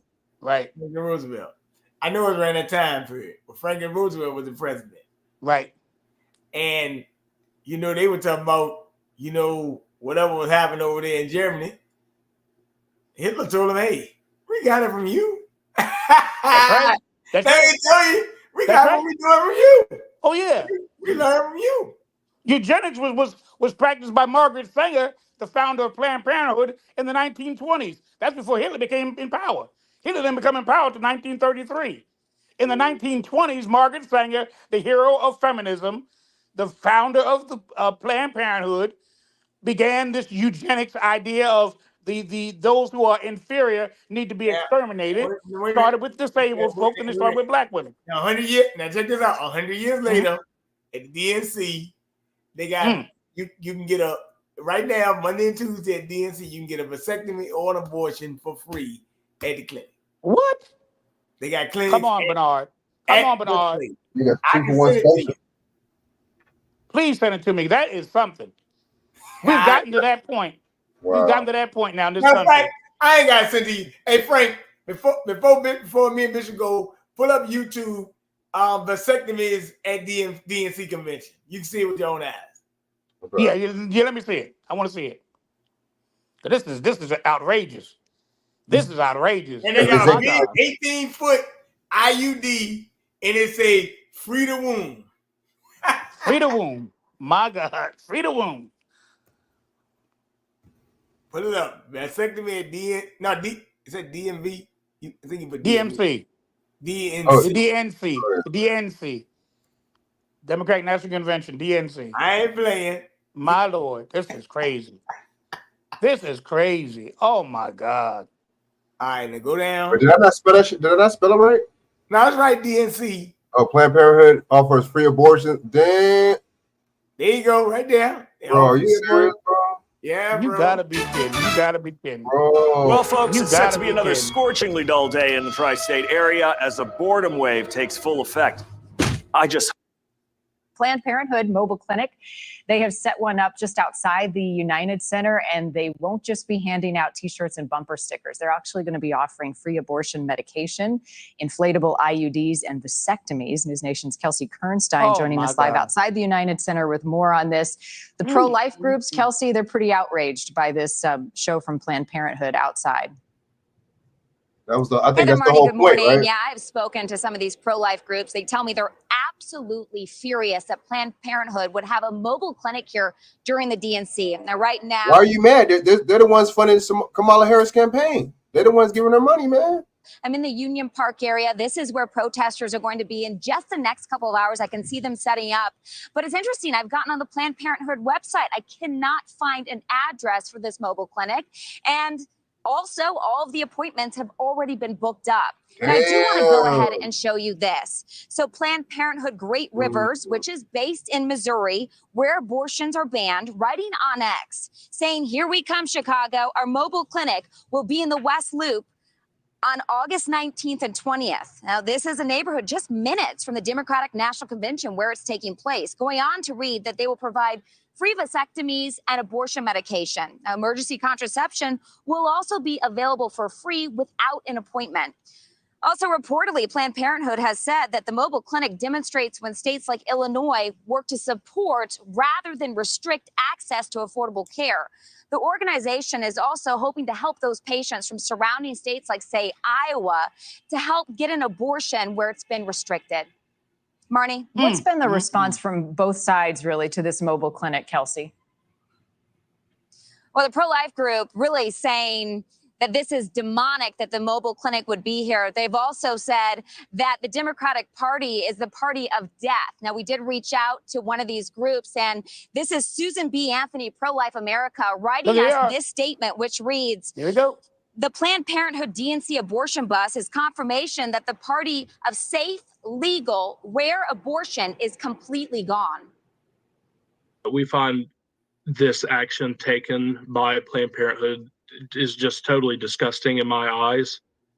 We have so much to work for as a party.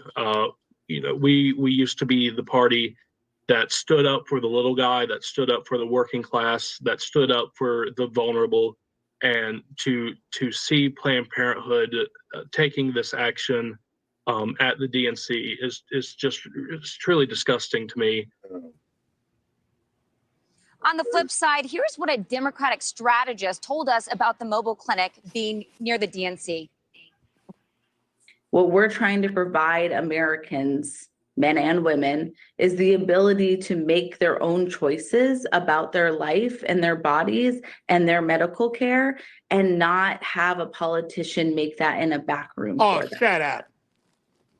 And you're taking Also, it to really DNC. interesting to point You're out taking that it to according to an DNC. Associated Press, The North Pole DNC, come on. 70% of Yeah, those liars. asked, they Liars. believe that abortions should be legal, and that is up from 64% last June.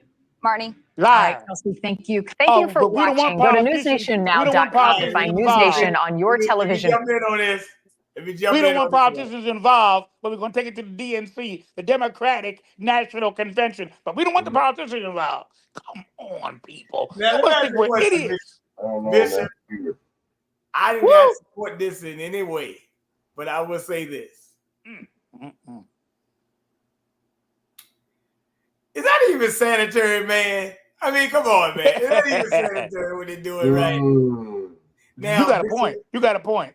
My friend, in a truck. you know my friend, I followed it. The one I told you about here. The one I told you about a couple of years ago. That I remember. I know you're talking about.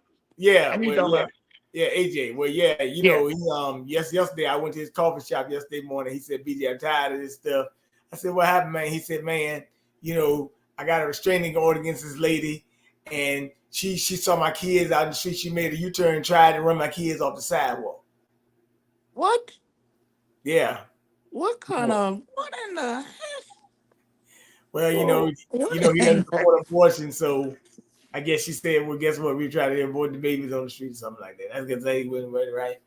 But he said he has a restraining order against her, and he's gonna keep on fighting. But he said I'm gonna chase cow down the street. So you know, a lot of things happening. So these people really, really do get mad when you don't support abortion.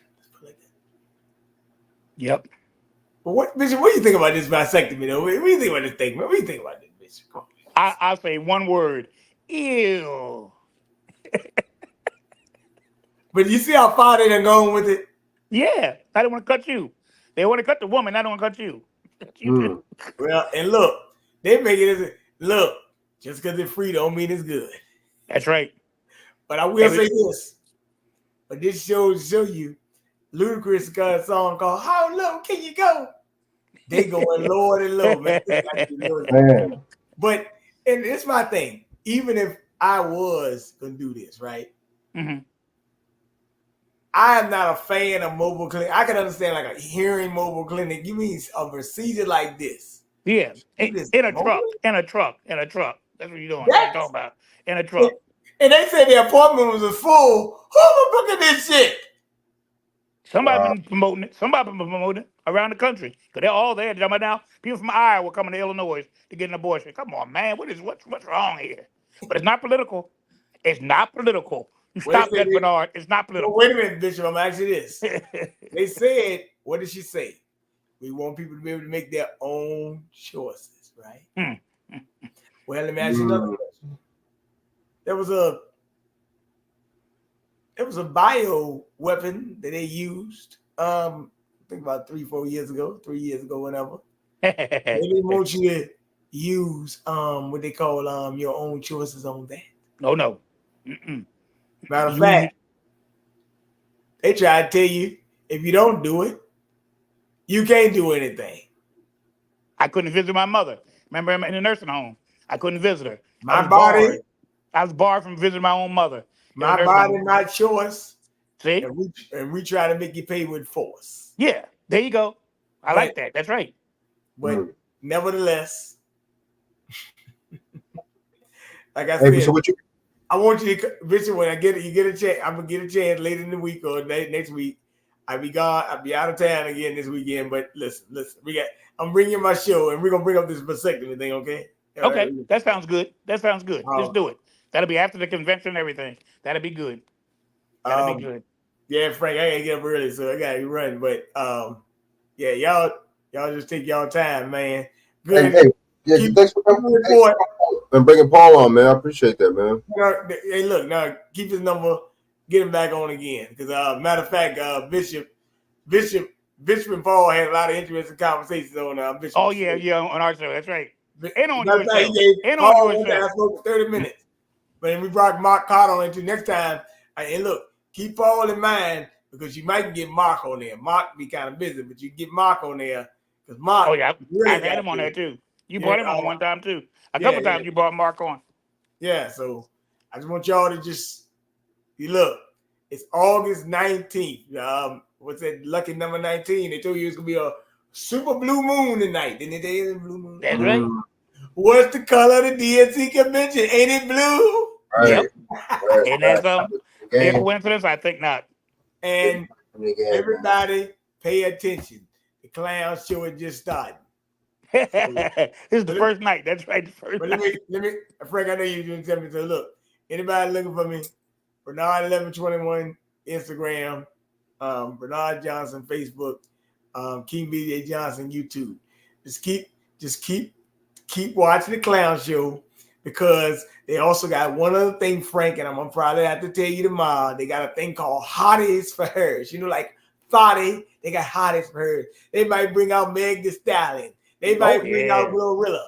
This is about to be a two-stepping twerking fest. So with that being said, I'm out, man. Take your time.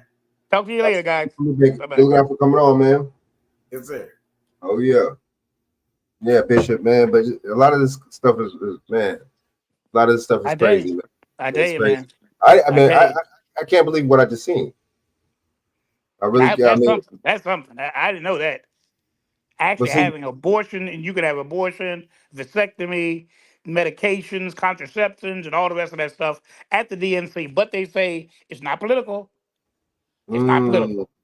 But you inaugurated at the Democratic National Convention. If it wasn't political, I don't think you would put it on their biggest night for 2 nights in a row. So tonight and tomorrow they're going to offer this. Today and tomorrow they're going to offer this to anybody. Right. It's so impacting now. They said it's already full. It's already full. You can't even get one now if you want one. It's already full. What does that tell you? What does that tell you about? I mean, not all y'all females. No offense to nothing, but what is going on with women, man? What are y'all doing? You know what I'm saying? I know it's the man. I don't know what it is. I know it's the man too, but I mean, seriously. But let me say this, Frank. And another thing that bothers me too, how the women are supporting her only because she's AKA in Howard. I mean, come on. I mean, are we that shallow anymore? All you gotta do is belong to the right sorority, and that's enough to make you president of the United States. Is that the only qualification now? Not about 35 years and whether you're a naturalized citizen or whether you're 35 years old and whether this and that. Now it's gotten to the point, if you're a sorority sister, that's enough for me. That's enough. That's enough for me. That's crazy. You're so right. That's exactly what it is. Yeah. And see, the thing is, that's like Ricky. That's why Ricky Smiley and them was trying to. Oh yeah, I saw that too today. I saw that. That was ridiculous. I saw that too today. And she's like, AKA, and the AKA gonna the Kappa's gonna be the woman that puts her in the office. So Kappa gonna put the AKA in, and because because Martin Luther King, he was a alpha. So the AKA gonna put the Delta in, and come on, what is all this? All of a sudden, this, I'm gonna tell you something right now, though, as a Christian, all that stuff's demonic, really. Pledging stuff and all that stuff and secret handshakes and all that stuff, that's not of God. That's not of God, period. That's not of God. Sororities and these lodges and Masonics and all that, Masons, all that, that's not of God. It's not. It's not. And see, that's. I mean, I already know Roland Martin. I mean, if he's not Boulay, he's definitely trying to audition to be Boulay or something. But you know what I'm saying? I know he's in the fraternity. He was down with the fraternity. And what's his name? Ricky Smiley. But my thing is, it's fine and dandy that y'all down with this were in these fraternities, but that don't got nothing to do with me. Don't try to influence me, And that's exactly what they try to do on the people, try to influence you and try to and guilt and shame you. Oh, it's almost damn near you can tell they damn near want to say that if you're not black, if you don't vote for it, you can tell they want to say it, but they don't say it, Or you can tell they want to say it, they're saying it now, so they keep on talking that stuff. What'd you say? Nobody talks about policy. Nobody talks about what she stands for. Nobody talks about her past, how she let a man stay in a prison for years on death row when they had DNA evidence that he was innocent. No one's talking about the fact that she's thrown black women into jail because their child was truant. Nobody's talking about that. Nobody talked about the fact when she said, as running for the vice president, well, actually president, in 2019, when she said, when the woman asked her, a black journalist asked her, would you do anything specifically for black folk? What did she say? I would not do anything specifically for black folk. Yet she does something every day for immigrants, LGBTQ community, all the rest of those groups, Native Americans. They do things specifically for them. Asian hate, that's specifically for Asians. But black, oh no, I would never do anything specifically for black folk. And you're all gonna rally behind her. You deserve just what they get. They deserve just what they get, which is nothing. Like we've always gotten nothing. And we're gonna keep on getting nothing. And that's the And that's a fact. And would you say a dog boss said they're all gatekeepers, yo? Yeah, they are. Yes, they are. Right. So they can fight They fire. want to maintain the status quo. That's their thing. Maintain the status quo. Let them think like you're on their side with little gestures and symbolism. Give them a statue. Give them a Supreme Court justice. They ain't gonna do nothing for the average black person's life, but it looks good. Give them another holiday. What does that got to do with feeding my hungry child? Right. Right. George Floyd statue sitting up there. What does that got to do? How's that helping me? Just like what the does that doing to help me? You're just like the Palace, like they'll have like the Sonia Massey and like other like protests and stuff like that. You got people marching with Palestinian flags and Black Lives Matter and gay flag. Like, what does it need to have to do with Sonia Massey? There you So go. that lets See, you that's what know. I'm That lets you saying. know they're all together though. That's right. That's what it says. That's what it shows you. All these different factions. There's really one source of power, and it ain't nothing to do with these people. These people ain't the power brokers. They're not really the power brokers. They're the ones that we vote for. They're the ones we see.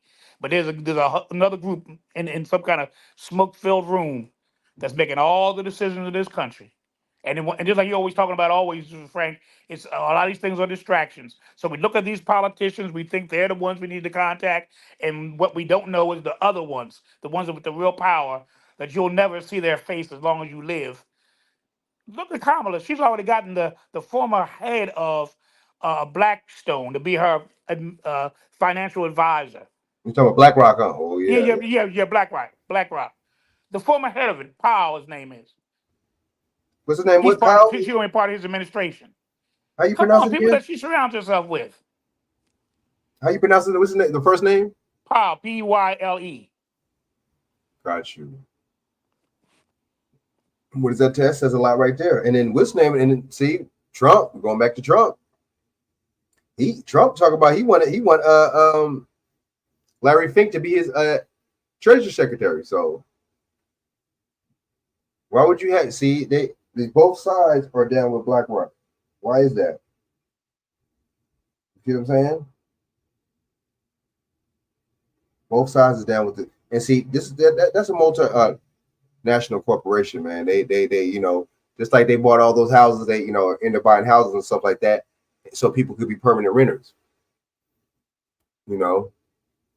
So where people can't buy houses, really scandalous stuff. You know what I'm saying? So Bishop, okay, so I'm gonna go in on this real quick, man. This little match.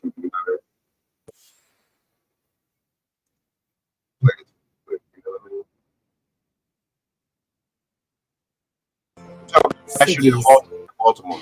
Kyrie, just a sad night in Baltimore. A mass shooting right here in East Baltimore. And this is the Oliver neighborhood. As you mentioned, there are 8 people confirmed have been shot here tonight. And I just want to give you a little bit of a look at this scene. I want to actually kind of point you over towards this direction here. It was a road, North Spring Street kind of sits behind that back building there next to the Caroline and Hoffman Park basketball courts here. But we just heard from Commissioner Richard Worley with Baltimore Police. He says it was after 8 o'clock tonight on the 1300 block of Spring Street that they did find several victims with gunshot wounds. They have 8 confirmed, once again, gunshot victims. And we do know that one of those victims, a 36-year-old man, has died from his injuries. They also found several firearms on scene. They were not able to tell us exactly how many firearms or give us a kind of a description of those firearms at this point. They're still investigating that.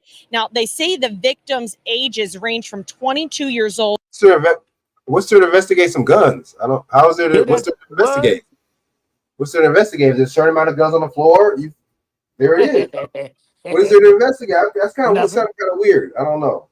Oh, they didn't give us the detail because they're still investigating. They're still investigating what? The amount of guns that they've seen at the scene? I mean, they don't know how to count. 1, 2, 3, 4, 5.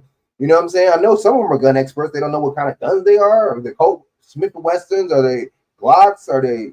I don't know. That was kind of news media is always giving you some twists and turns. All right, listen. To 45 years old. However, there is one victim that they have not yet been able to identify, so that age range could possibly change. Now, as for the 8 victims, we know 7 of them are men. 1 is a woman.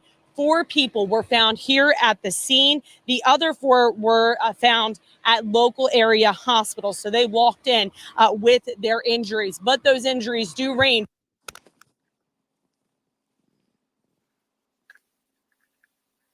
Injuries do range. We will be launching our community neighborhood stabilization efforts right here in this community in the days ahead. Now, I want to take a moment to speak directly to members of the community. Please know that the Scott administration will be here. We will be here in the immediate aftermath of this incident, but we will also be here for the long term to address your challenges, your needs, and to also help the community heal. And the victims' conditions range from stable to critical tonight. Live in East Baltimore, Tori Orgi, WBAL TV 11 News.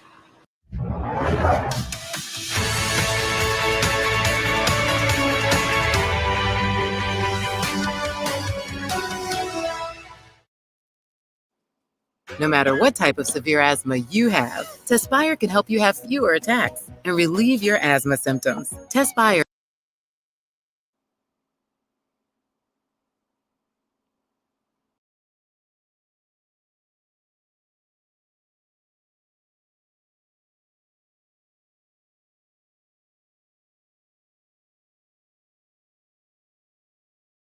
Forecast. We'll do that in just a few minutes.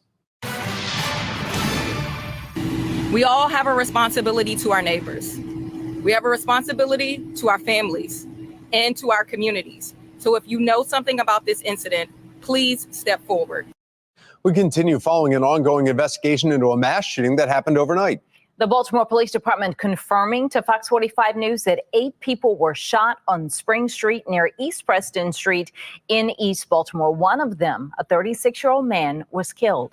Now, investigators say they found multiple firearms at the scene and that their investigation is still in its very early stages. Right now, we want to go live to Olivia Dan. She's on the scene in the Oliver neighborhood. And Olivia, have police provided any updates on this case? Was it an argument between 2 groups? Was it gang related? Yeah, Tom, all great questions, but, the investigation is ongoing. So we haven't heard from police, any updates from them, at least since last night. We do know that there was at least a gathering going on before the shooting started. So I want to show you what the scene looks like this morning, though. Still a couple police officers here, a crime scene tape up, of course, around the park here. And this is actually Caroline and Hoffman Park. If we zoom further into the park, though, you can see closer to where the other police vehicle is. Some chairs knocked over, possibly where that gathering was. We've also seen a police officer walking around that area this morning. But the shooting actually happened just after 8 last night. Once on the scene, officers found multiple victims, several men and 1 woman, all suffering from gunshot wounds. And they also found multiple firearms. Police confirmed there are 8 total victims. One of the victims, a 36-year-old man, was killed in the shooting. Baltimore Police Commissioner Richard Worley was on the scene last night and spoke with the media about this ongoing investigation. Well, there's a gathering over on Spring Street, and at some point, it looks like multiple people opened fire, and we end up with 8 people shot and 1 deceased. The commissioner says the victims' ages range from just 22 to 36 years old, and their conditions range from critical to stable. The crime scene is, of course, expansive, and police are speaking with witnesses and looking for video. The city's chief administration officer was also here on the scene on behalf of Mayor Brandon Scott and said they will be launching their community stabilization efforts. Please know that the Scott administration will be here. We will be here in the immediate aftermath of this incident, but we will also be here for the long term to address your challenges, your needs, and to also help the community heal. We also want anyone who knows anything about this event to step forward. Mayor Scott sent a statement that reads in part, quote, "Tonight, Baltimore is grappling with the impacts of another mass shooting event that has taken the life of 1 Baltimorean and irreparably changed several others. Investigators from the Baltimore Police Department will diligently work to find and hold those who are responsible accountable for this horrific act of violence." And the mayor's statement continues on to ask anyone with information to call the Baltimore police tip line. Of course, you can find and read that full statement on our website, foxbaltimore.com. And again, another live look here at the scene this morning. The sun is starting to come up, and we can see there's still a few police officers here. And of course, that crime scene tape is up as well. But for now, reporting live in Oliver, I'm Olivia Dance, Fox 45 Morning News. Opera GX. Opera GX. Opera GX. Thanks, Opera GX. Opera GX is the best browser available. I switched over a year ago and I've never looked back. Once you start, there's no going back. It's light, it's efficient, you can customize it, fully animated wallpapers. I have my own mod in Opera GX. Yeah, that's right. I'm gonna keep on the story, man. I just think it's kind of interesting how it happened one day right before the Democratic National Convention. I don't know, but it's tragic, man. You know, hope, shout out to everybody, man, and condolences to the families of the people that lost their lives, man. That's crazy.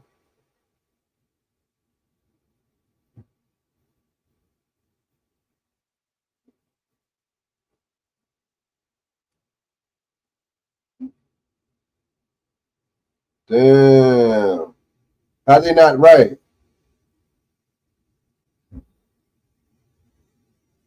You know, my bad. I didn't know y'all can't hear, man. My bad. So I'll bring next time I come on. I'll bring them on. Actually, on the show. You know what I'm saying?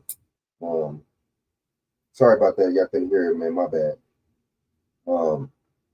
Yeah, man. But we gonna definitely what's the name, man?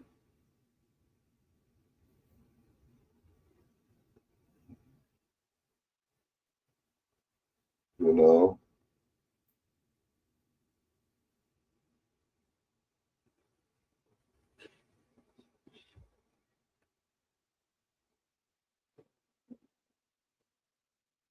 Yeah, next time we'll get him on Doc Boss. I got his number right. So yeah, we'll say so. Okay, so let me see. So have y'all heard about this lady, the Korean lady that got shot by the police right in her house? Let me see.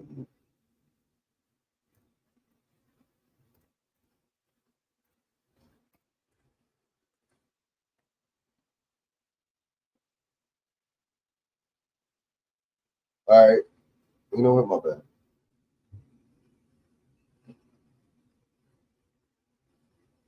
All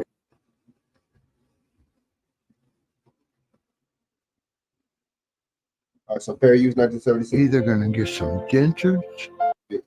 Copyright under the Copyright Act, this gives me allowance for recording the video for commentary and educational purposes. Or else get some empire. The New Jersey Attorney General's office releasing video footage in connection with their investigation into the death of 25-year-old Victoria Lee. Her family says that she was having a medical episode when she was shot, and they accused police of using unnecessary force. Fox 8's Linda Schmidt joins us live from the newsroom with the latest on what this new footage shows. Linda. Yeah, well, first of all, this all happened last month in Fort Lee. It was about 1:30 in the morning. And since the woman was killed, her family and their attorney have been asking, why did police have to shoot her? Why didn't they use a taser instead? Well, today, as you both just said, the state attorney general's office in New Jersey releasing the police body cam video and 2 911 phone calls. And we have to warn you here. Obviously, some of this video is disturbing. Fort Lee police officer Tony Pickens Jr. racing to the apartment after Victoria Lee's brother called 911 twice. What's the problem? She's having a mental crisis, so he wants to send her to the hospital. The 911 operator telling the brother an ambulance and police officer are on the way. The brother asked the operator to send just the ambulance. Just the ambulance is fine. Like, It's a mental health. We have to send officers also. oh, okay. Why would you send the police though? In a mental, why? So in a mental health issue, the ambulance can't handle it. I'm confused. So I guess people say, "Oh, they have weapons and this and that." It's like, I don't know, man. This should be special. I mean, I guess that's kind of like what I guess the police kind of should be kind of doing that in a way, since they work for the municipality and they're policy enforcers. But it definitely should be some kind of licensed, qualified person with them that do that. All right. The brother calls 911 a second time, wanting to cancel the ambulance, and tells the operator that his sister is holding a foldable knife. She's not threatening anybody with it, though, correct? No, not at the moment. Officer Pickens' body camera shows the brother answering the door. Who's dealing with this? Who has that knife? Who's dealing with the mental health crisis? Who's having the nervous breakdown right now?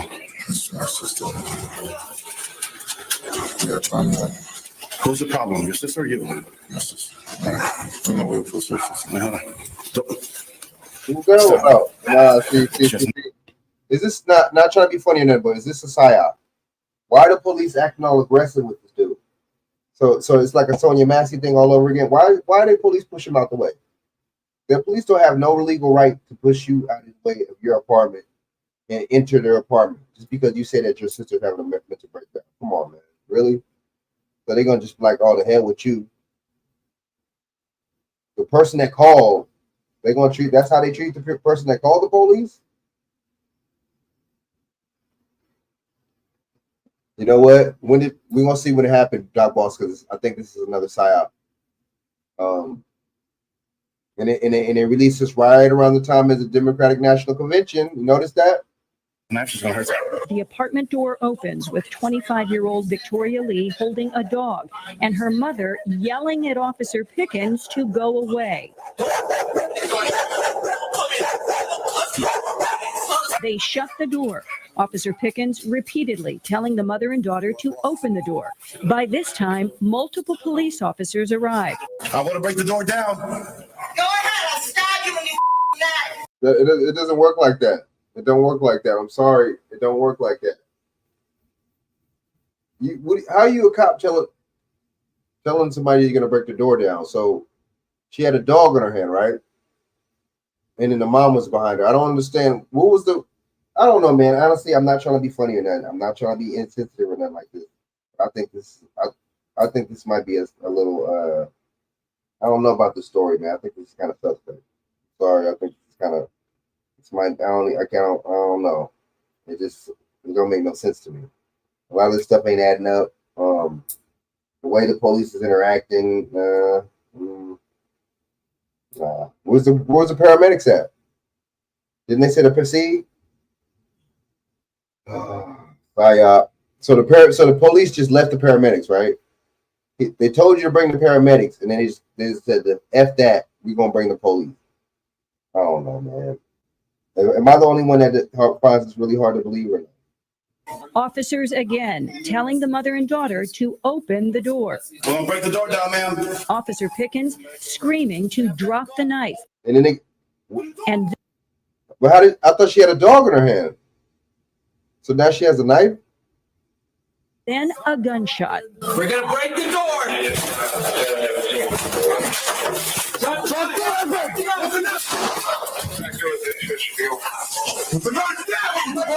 No blood. Victoria Lee drops to the floor, her mother screaming. So, but they didn't hit the mom, but they hit her, right?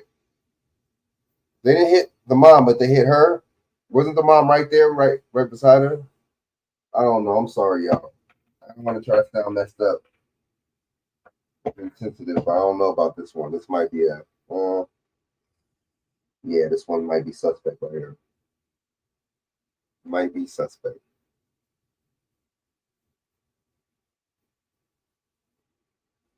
While police try to give her assistance. Put the knife down.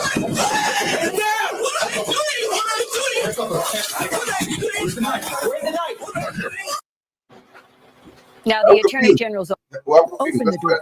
By this, telling the mother and no ambulance, right? Okay, let's go. A gunshot. We're gonna break the door.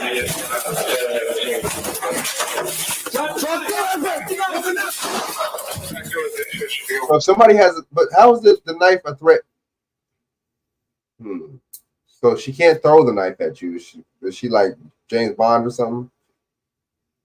And y'all, 2 people have guns on her.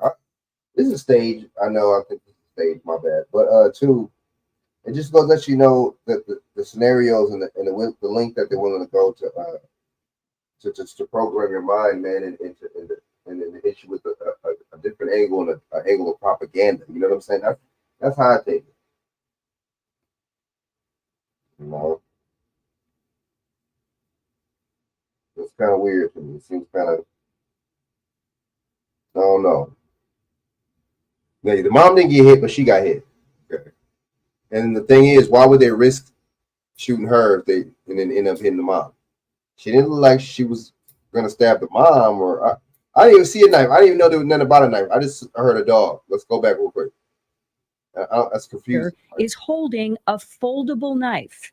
Oh, so now she's holding a knife. Not threatening anybody with it, though, correct? I thought they said she had a knife. Not at the moment. Officer Pickens' body So he called and said she had a knife. camera shows the brother answering the door. Who's dealing with this? Who has that knife? Why would you even call? I guess. Let's go. I'm tripping. Let's go. Who's dealing with the mental health crisis? Who's having a nervous breakdown right now? Who's the problem? Your sister or you? Why would they ask her? Why would they ask him? Isn't he the one that called? Didn't he call and say it was sister, but they asked him if it was him? Okay, it makes sense. Let's go. Stop. She has a knife. She's gonna hurt her. The apartment door opens with. Man, they make it seem like she said. They made it seem like he said she had a AK-47 or something. They made it seem like she had, man. 25-year-old Victoria Lee holding a dog and her mother yelling at Officer Pickens to go away. They shut the door. Officer Pickens repeatedly telling the mother and daughter to open the door. By this time, multiple police officers arrived. I want to break the door down. Go ahead, I'll stab you when you knife. Officers again telling the mother and daughter to open the door. We're gonna break the door down, ma'am. Officer Pickens screaming to drop the knife, and then a gunshot. We're gonna break the door.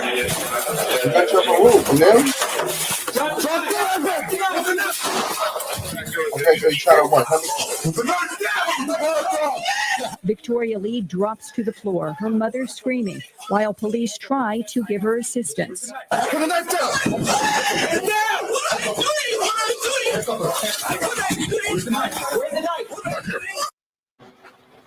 Now, the Attorney General's office in New Jersey is investigating the fatal shooting, and They're investigate. Don't they got it on video?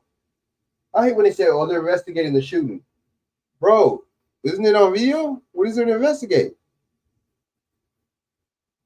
So that means doctor it up. That means come up with a story. That's what that means. Elaborate. is saying in a news release today that investigators did meet with the woman's family to review the body cam video. So they have seen the video that you all just saw. We also reached out to the covered her face. They covered everything up. I don't know. Family about this, but so far we have not heard back.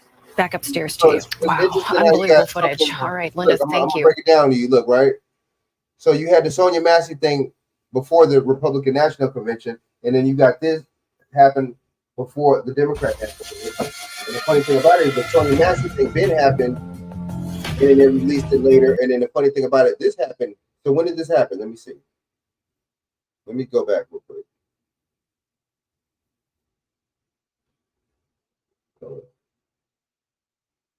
The New Jersey Attorney General's office releasing video footage in connection with their investigation into the death of 25-year-old Victoria Lee. Her family says that she was having a medical episode when she was shot, and they accused police of using unnecessary force. Fox 5's Linda Schmidt joins us live from the newsroom with the latest on what this new footage shows. Linda. Yeah, well, first of all, this all happened last month in Fort Lee. It was about 1:30 in the morning. And since the woman was killed, her family and their attorney have been asking, why did police have to shoot her? Look, I'm sorry. I ain't trying to be funny in that. I ain't trying to be insensitive. Why are you always hear about these shit? Why are they always releasing these shit? Why if this happened last month? Why are we hearing about this now? That's what I want to know. Why are we hearing about this now? Right around the same time as the Democratic National Convention.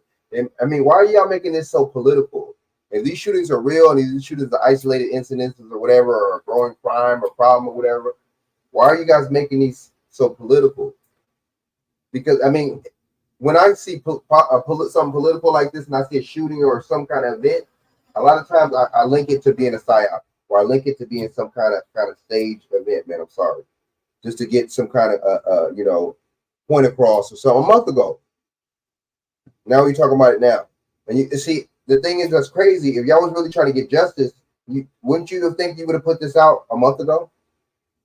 Wouldn't you think this would have been all over the news a month ago like it is now? Why you stall a month? You're trying to get so much justice for it, but you stall a whole month. See, we don't think, man. We're not into thinking. Don't that make sense what I just said, y'all? How do you release this a month later, but you're trying to get justice for this person? All right, we're gonna play this one more video of this right here. This is not an electric bike yet, but it will be thanks to the Switch Kit. Bye-bye, old wheel, and hello. That woman, Victoria Lee, was shot and killed after officers responded to a report of a person having a mental health crisis inside an apartment in Fort Lee, New Jersey. Well, now just over 2 weeks later, representatives for her family are speaking out and demanding justice. Fox 8's Kendall Green is live in Fort Lee with more. Kendall? Hey, good evening, Natasha. Advocates are calling Victoria Lee's death an immeasurable loss, echoing similar sentiments that we gathered when she died just a couple of weeks ago. But they're saying her life should not have ended the way it did. A little more than 2 weeks following her shooting death by a Fort Lee police officer, New Jersey's largest Asian American and Pacific Islander advocacy group is standing together in their push for justice. Why does it have to be an Asian or? I don't understand. Why does it got to be an Asian or Pacific Islander group? I don't get it. Why does it have to be a separate group? So y'all doing this because it's Asian? Y'all don't really see it. Oh, y'all doing this because she's Asian, huh? But when we get shot, when Sonia Massey gets shot, you don't see no Asians coming out. They do for their people. They fight for their people. They be on code. We got to realize and remember, none of us have friends. You know what I'm saying? None of us have friends. Straight up. We all we got. So I think we need to start acting like it. On behalf of 25-year-old Victoria Lee, we demand accountability and justice for Victoria and her family. We need to know what happened that night. Why a call for help ended in a tragedy. On July 28th, I couldn't even understand what you're saying. Let's go. Just before 1:30 in the morning, Fort Lee police officers responded to a mental health crisis call from the 7th floor of the Pinnacle apartment complex from Lee's mom and brother. Her brother told police she was holding a knife, though advocates revealed Tuesday. What does that mean? Do any of y'all know what that means? A mental health crisis call. I never heard of that before. Based on her family's account, the knife wasn't in her hand when she was shot to death by police officer Tony Pickens Jr. inside of her apartment. She dropped the knife about 7 feet away from the door. But she got shot at right. No offense. I ain't, I love everybody, man. I got a lot of love in my heart, man. I'm a good man, right? But how are you a lawyer and you can barely speak English? How is this dude an actual attorney and he can barely speak any English, man? It's crazy to me. It's crazy. I'm crazy. I'm tripping. Let's go. Right next to the door when she was holding a water jar. Henry Cho, the attorney now representing Lee, says her mom was trying to get her to a hospital for help since she's had similar episodes before. What was she holding? Henry Cho, the attorney. Right next to the door when she was holding a water jar. A water jar? Henry Cho, the attorney now representing Lee, says her mom was trying to get her to a hospital for help since she's had similar episodes before. Adding, Lee became agitated to learn police were already on their way.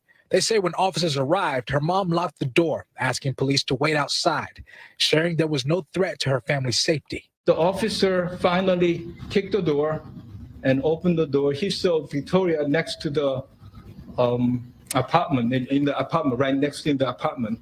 And so Victoria holding the water jar and shot him.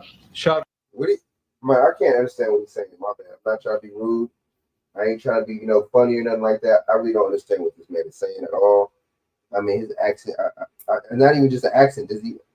You can tell he doesn't know full English. There's a difference between having an accent, somebody that got an accent, and somebody not knowing full English. There's a difference between those two. This man doesn't know full English, so I'm not trying to be funny. I just don't understand what he's saying. But whatever, let's go. Right there. A witness we spoke to the day after the shooting, confirming what he saw and heard. As soon as they popped the door, I heard a shot. Boom. As a grieving. Well, where was he at? Was he in his apartment? They don't even say where he was a witness at. They just say he was a witness. All right. Family who saw their loved one gunned down, prepared to view her last moments alive on body cam footage in just a matter of days, convinced her death was unjust. We believe they could have done it with a phaser gun, but they really used this. A taser? A taser gun? Did he say phaser gun or a taser gun? Lethal weapon, so we couldn't understand why it happened, and they just right, did it. They could, of course, they could have used a taser. They could have used a taser on Sonia Massey. Well, no, that shouldn't even have been that, or whatever. You already know. With all these other incidents, they don't use a taser. Trigger happy. That's just like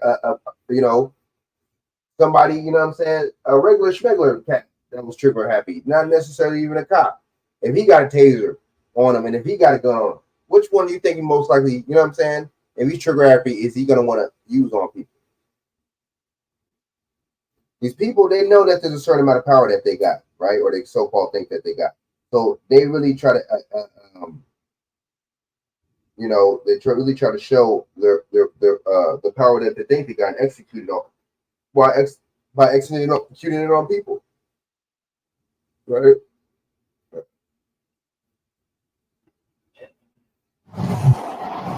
Now, we reached out to New Jersey's AG's office to confirm the family's account of the shooting, and so far they haven't provided any additional details. That's the latest from Fort Lee. Kendall Green, Fox 5 News. Why haven't they provided additional details? See, they always do that in these stories, man.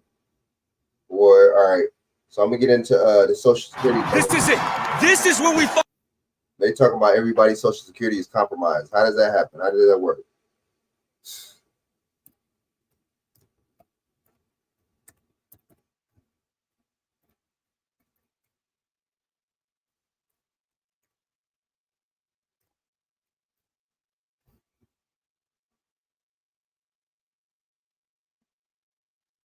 The stupid ass idea for everybody to have these anyway, and it's unconstitutional.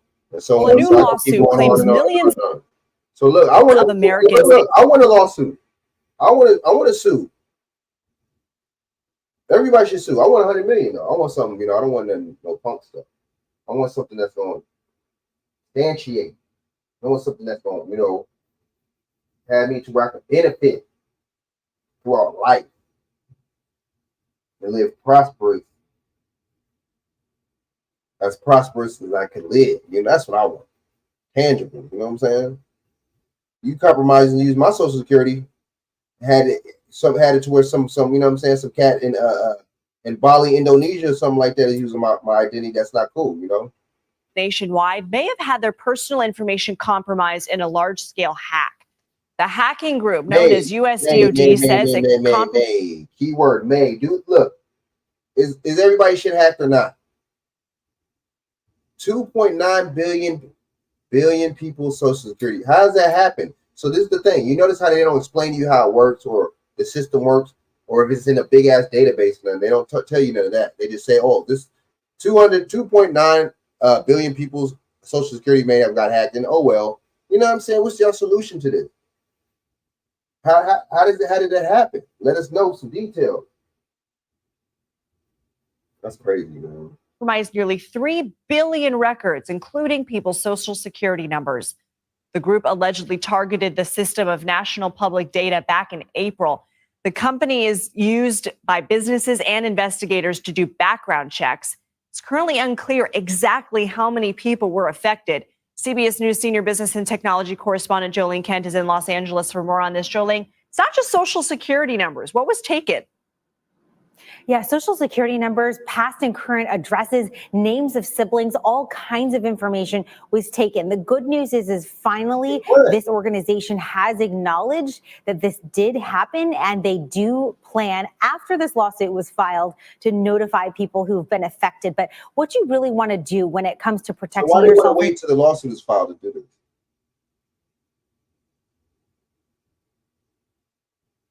They got the addresses and birthday. That's grimy. So these people know where you live. Wow.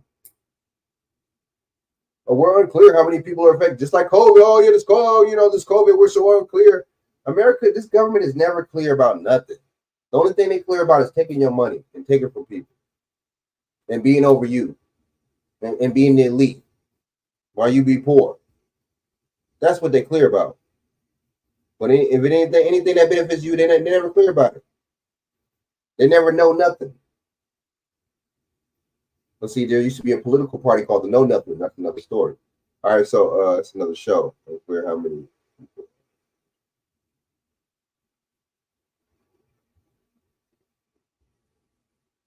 That's crazy. In this situation, something don't sound right about this, y'all. I'm sorry. They could just be saying this. This might not even be no damn hacker. This might be the damn government. Something don't sound right. I'm sorry. I don't know. Or a third party group or something. I don't know. Is a lot of the things we've always talked about, but this is also coming recommended by the organization that was targeted. You want to freeze your credit first and foremost. I know it sounds like it could be complicated, but it's actually very simple. It's free. You want to do that with all 3 credit bureaus. And we're talking about 2.7 billion records that were accessed. It could very well have affected you. Chances are, yes, your social security number, your past addresses, your current addresses are probably already out there available on the dark web. But what you want to do is do that freezing at Equifax, Experian, and TransUnion. Do the credit security freeze as soon as you can. Wow. Okay, I'm just writing this down because I need to make sure that that's a good. That's a perfect solution for this. You notice how they laid out a plan to combat this shit, right? that I do this. So is this something that everybody should do regardless of whether you think you may have been part of this hack? Would you know if your information was part of this hack? Yeah, national public data says that they will inform those who have been affected, but that can take a long time. And so if you just want to take precautions, billion people, how long is it going to take? How many motherfucking employees do they got? you can set up dark web monitoring on your accounts, on your information, but you can also just go ahead and preemptively freeze your credit if you haven't done so already. With so many hacks, a lot of people have already done this. Yeah. And then the way you can access your credit, of course, is to call and unfreeze it when you're trying to do a major transaction, whether you're trying to buy a new car with a car loan or purchase a home, have your credit looked at when it comes to renting as well. You mentioned all of our information is probably already on the dark web. Makes me feel just kind of vulnerable. I mean, how does something like this happen? A scale of this magnitude? And is that the right question we should be asking if something like this is so ubiquitous now? I talking to so many cybersecurity experts, including Chris Krebs here at CBS News, the general consensus is assume your data is out there and act accordingly. And so what you want to do is maintain good password hygiene. You want to institute credit monitoring, freeze your credit, use two-factor authentication, and just basically play defense for yourself, because basically it is very easy to access your information. And now, because so many different hacks have happened affecting hundreds of millions of people here in the US and around the world, it's actually pretty easy for bundlers essentially to take your information and continue to sell it or triangulate and target you in a more effective way. So you just want to make sure that you're taking all of these simple steps and, refresh, maybe set a date in your calendar every 6 months or so to redo this and make sure that you're maintaining that good online security hygiene, because unfortunately the reality is your information is probably out there somewhere. I hate to tell you. Makes me think of bundles in a whole new way. Nefarious bundles in this case. Jolene Kent, thank you. Thanks. Well, the news, that's why I don't mess with news media. You know what I'm saying? So they laugh and smile about it like it's okay. It's like it's funny. All right, so yeah, I'm about to get off here, man. Go look it out for y'all. Tapping in, man. With Paul from Chicago, BJ, Bishop. Y'all, thanks for tapping in, man. Doc Boss, salute. Junior Coltrane, you know what I'm saying? Monel, you know what I mean? Y'all appreciate it. Y'all tapping in, coming on, man. Showing the brother love, you know what I'm saying? And until then, so I'm gonna do another show on Wednesday, man. So tap in with me. We'll go hear about the aftermath and all this. So this DNC foolish nonsense, you know what I'm saying? Real quick, just to show you the psyop, because I didn't really get to any of this real quick though. Let's go into I just want to show you how ridiculous this is real quick before I get off.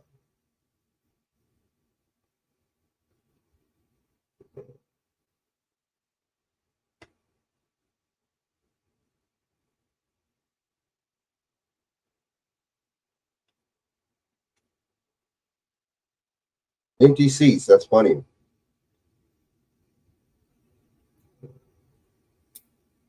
I was playing that earlier. All right.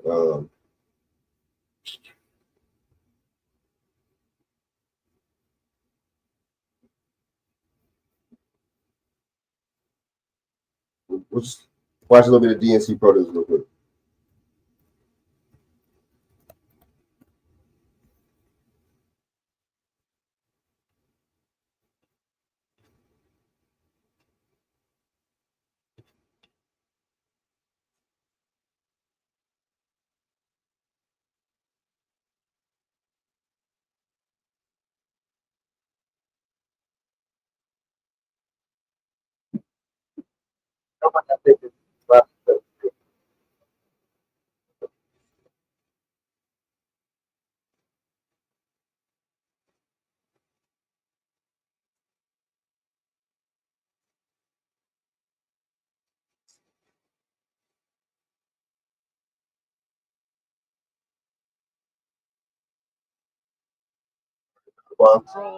Move, baby. We'll keep an eye on it. Well, I'm gonna play this real quick, Davos, before you get off from the little. Bubby, if you take a play some of this real quick.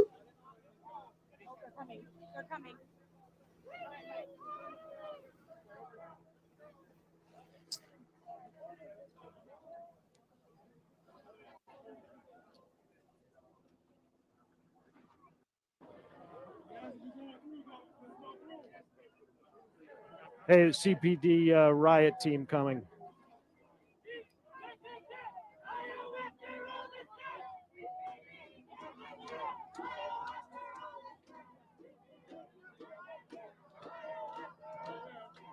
Don, I'm right behind you. Yeah.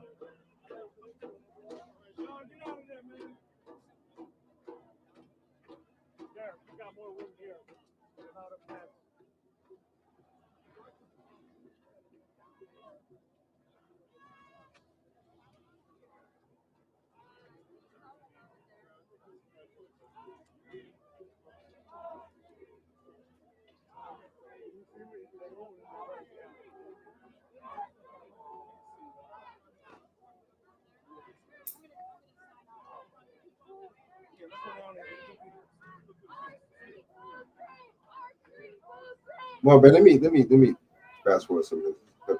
Why is there no sound? You know what I'm saying?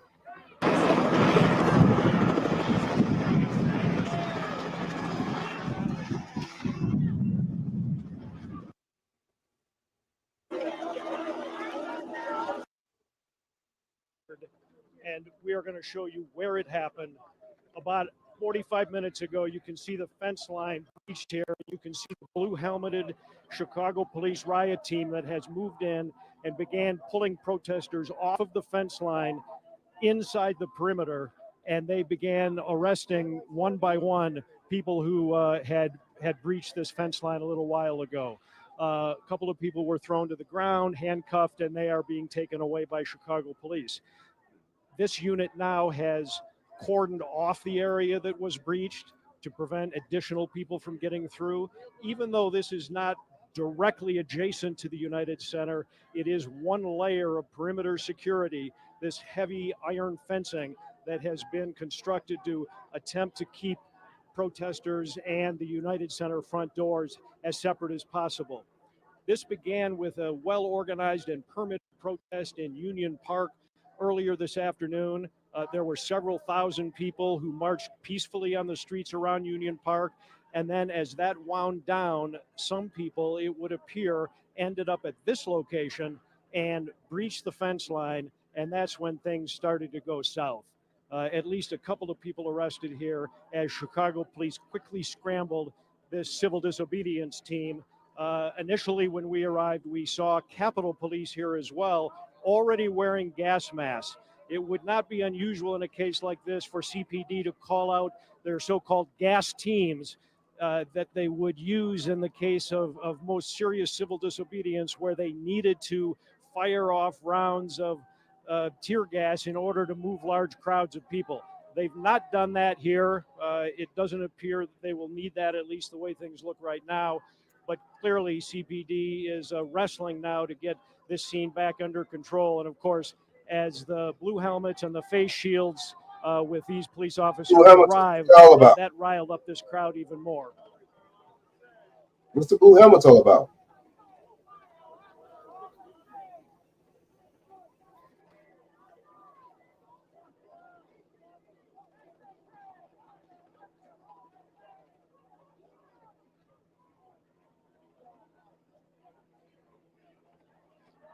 Are temporary, Cheryl. In fact, if you look right over here, right through there, Derek, you can see that the police are attempting to reattach the fence.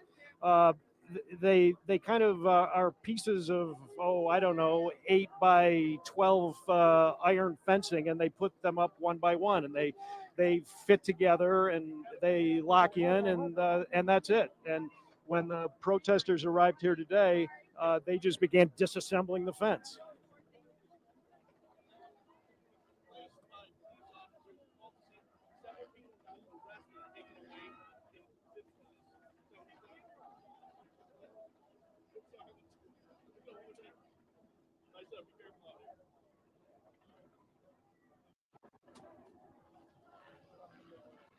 Interesting.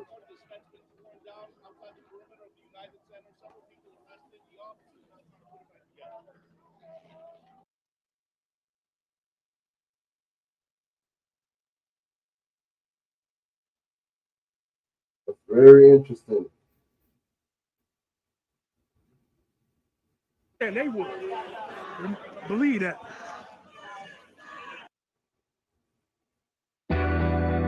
Your heart knows what it wants. So do your taste buds. Fall in love with new Haagen-Dazs chocolate cookie crumble bar. That's Dazs.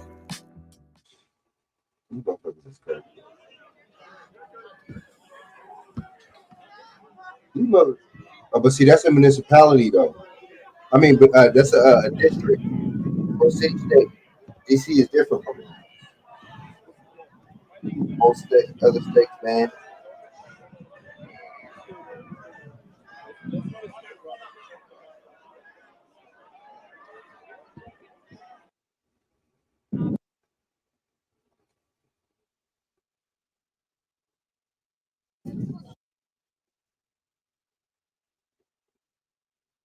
People are concerned about, whether it's Israel and Palestine, whether it's women's rights. Women's rights for what? Women's rights for what? I'm confused. Women's rights for what? That, you know what, man? If women are really falling for that shit, y'all just as dumb as these. It's just stupid for falling for some stupid ass shit. Reproduction rights. Reproductive means having a baby, right? It means having the kid. You know what I'm saying? Growing, nurturing, you know what I'm saying? And all that, and raising the kid. That don't mean killing the kid. How do y'all get abortion from reproduction? I don't get that. These motherfuckers, man, I don't listen to that bullshit, man. All right, so let me see.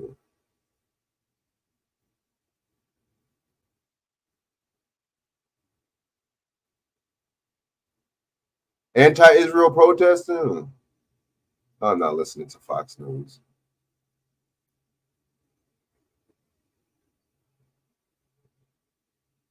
I ain't listening to no goddamn. Oh, okay, I'll play this clip.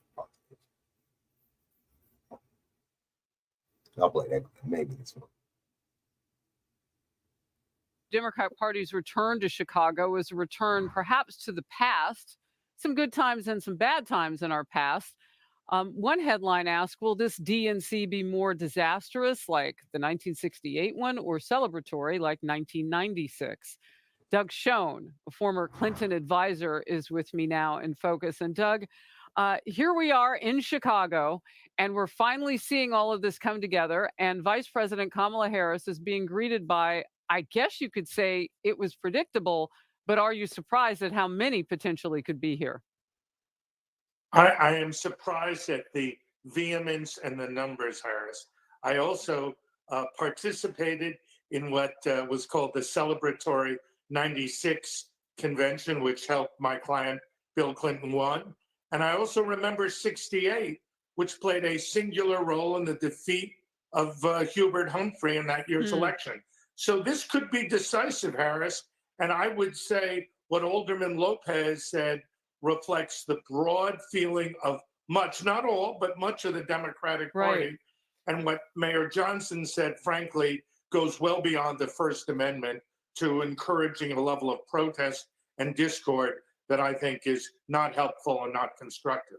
So what is the point of courting this part of the party? I mean, really, when you look percentage-wise, can Democrats win without them is one question. And the other is, can you ever really satiate them? Can you ever really be enough as Kamala Harris, vice president for 3.5 years, to suddenly flip the switch to do something these people want that she hasn't already done? Harris, those are great questions. First, you can never sate these people. They want Israel eliminated. They want to kill the Jews. Oh, okay. All right. You know what? Anti-Semites. Yeah. And to your first question, as a practical political analyst, you're darn straight you can win without them. There might be a few voters in Michigan that are potentially at risk. All right, man, we're not listening to this. That was hella biased. You know what I'm saying? You lying, talking about all them people anti, and come on, dude. No sympathy or empathy for the kids and people that actually got killed there. I'm not Palestine or I'm not. That's not none of my business. I'm for my people. But still, that's some bullshit. You know what I'm saying? Come on, dude. I don't want to hear all that. You know what I'm saying? You over here capping, man. You know what I'm saying? Just to make your points look good, make your people look good. I'm cool on that. I hate when people say that. You're not there. How do you know what's in those people's minds? What the hell them people think? Come on, that's ridiculous. All right, so very ridiculous. All right. Let me see. Play this other clip real quick.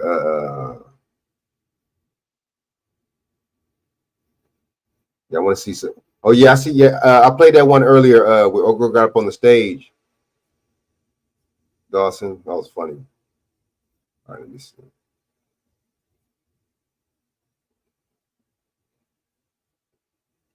Who is these poor people's army? Who are these people? Have y'all ever heard of these people? That's why I was calling this a psyop. Where are these people coming from? Where are these groups coming from? You know what I'm saying? Are they really grassroots? Why you only hear and see these people when it's something going on like the DNC, when it's election time? I'm telling you, everything, a lot of stuff comes out, the truth comes to the light a lot of times when it's election season. Trust me.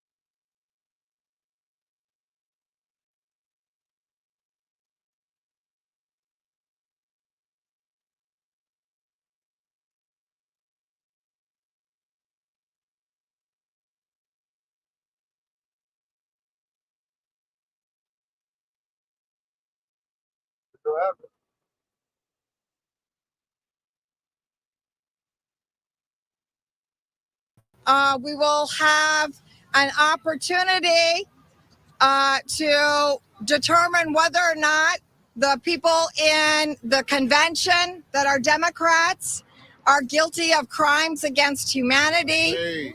And if we find them guilty of crimes against humanity, we are issuing a citizen's arrest And I'm sure that all levels of law enforcement will get right on it.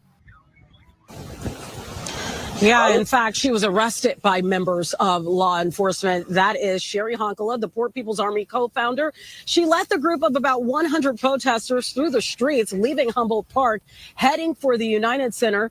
Their march stepped off about an hour and a half after it was supposed to, departing at roughly 5:30 this evening. Their message is pretty simple here. They don't believe anyone should be poor in America. And with that being said, the group takes issue with the Democrats and also the Republicans, especially those pumping American dollars to continue wars that are going on. In fact, they support the Green Party's candidate, Jill Stein.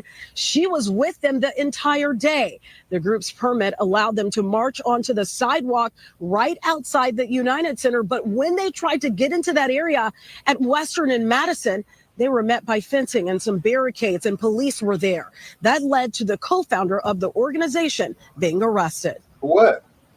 We have been informed that she's been arrested, and we'll be keeping track of her and be there for when she's released, of course. For what, though? Of course, we don't know for sure what the charges are. We've been told the location of her arrest, but that information changes all the time. So honestly, man, this might be, I'm telling you, dude, it sounds like a psyop, dude. Something don't sound right.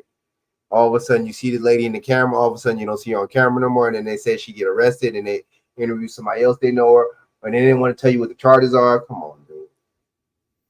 I don't know, man. I mean, I agree, you know what I'm saying, you know, with the poor people, right? Fight for the poor people, man. I agree. Instead of the corporate people. But at the same time, you know, I just hope they're not paid actors, that's all. Or crisis actors.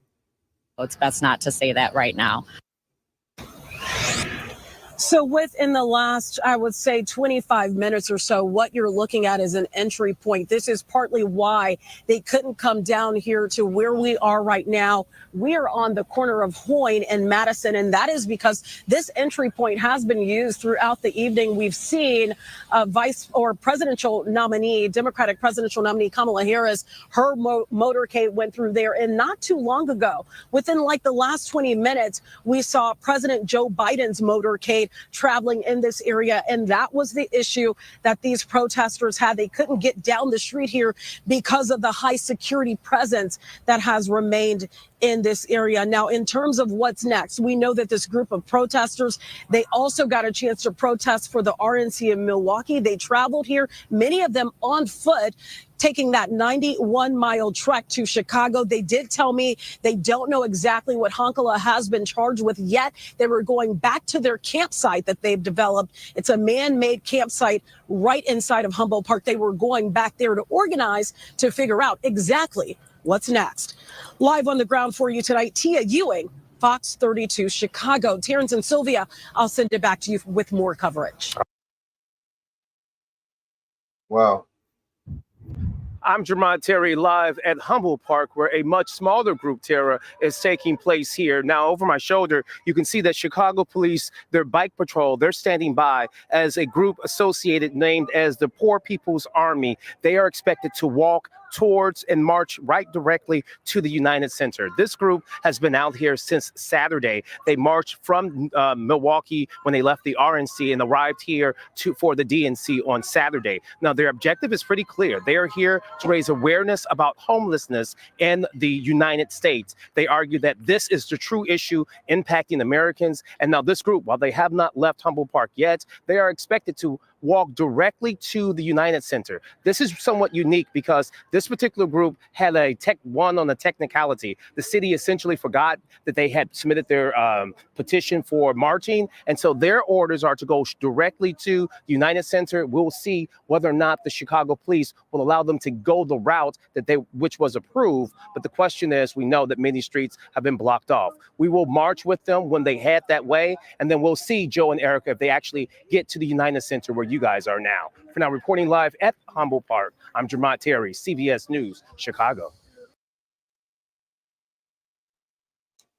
All right, so let me play this other one real quick. Wait, hold up.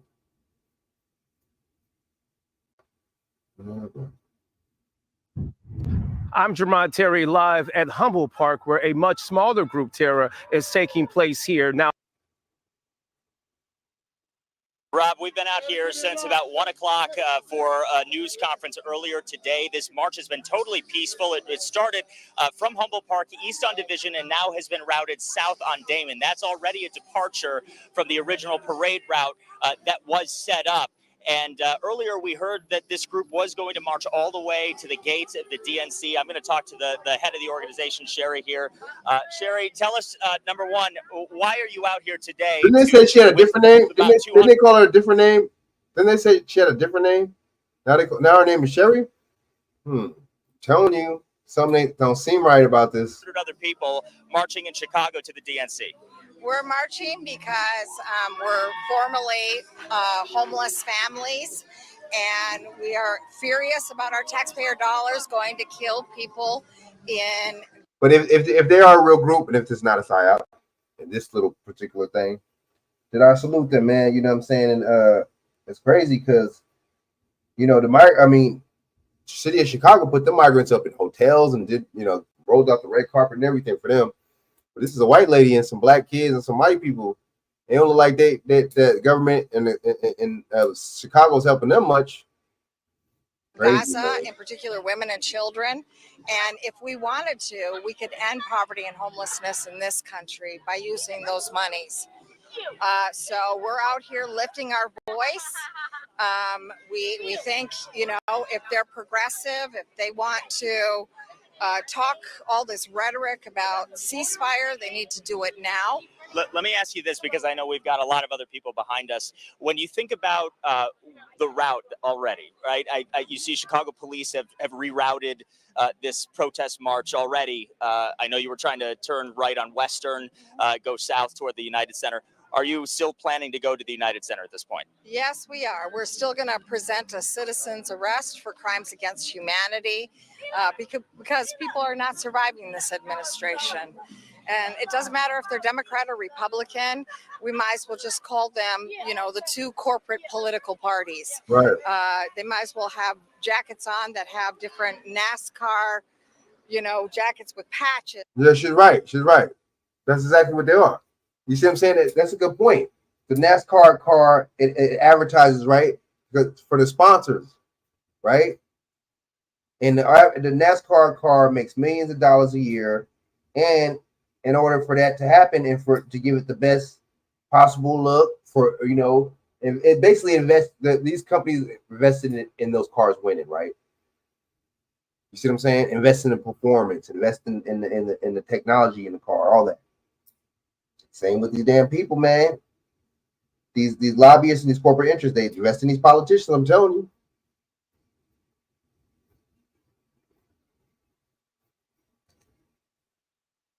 That list different corporations. That's all they care about. They don't care about homeless kids. They don't care about people with AIDS. They don't care about our elderly. They don't care about children living in the border, and the list goes on. Sherry, thank you for your time today. We appreciate it. We'll be marching with you all through until the DNC gates. So we will see exactly what happens here in the coming minutes and hours, depending on how long it takes and where Chicago police actually let us go. That's really been the issue here, is because bike police officers have been cutting off this protest line of about 200 or more people all throughout. You can actually see right over here at this intersection right here at Erie and Damon. You see bike police officers. Some of them are even passing through, a small amount right here. But as we get a little bit closer to Madison, where we can then go east to the United Center, we are going to see an even larger police presence and at the intersections to come. So you see these police officers here standing guard and making sure that this protest continues on the route along Damon and nowhere else. And of course, we are live out here from Humboldt Park, now marching towards the United Center. Again, we are going to see how long and where this takes us, and we'll bring it to you live right here on ABC 7. So back to you. Watch breaking news on YouTube. Subscribe to ABC 7 Chicago Eyewitness News. Very interesting. All right, man. Let me see. I'm going to play one more thing, man. We close this out. I'm Jermont Terry live at Humboldt Park, where a much smaller group, Tara, is saying. So let me get into this for this angry man thing. Let me see.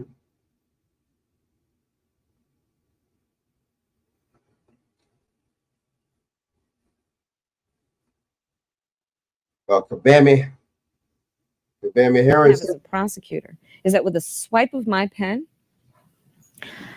I can charge someone with a misdemeanor, the lowest level offense possible. And by virtue of that swipe of my pen, you will have to go to a courthouse and stand in line. You will have to come out of pocket and hire an attorney. You may get arrested for a few hours. You will be embarrassed in your community. You will miss time from coming onto the Google campus, all because with the swipe of my pen, I've charged you with a crime, which I may choose to dismiss 2 weeks later. Wow. It's an incredible amount of power. Wow. Exactly. You know, the power I have as a prosecutor. Interesting. I mean, this is the lady that y'all want. Y'all want to be president? That's the lady you want to be president. Right? Interesting.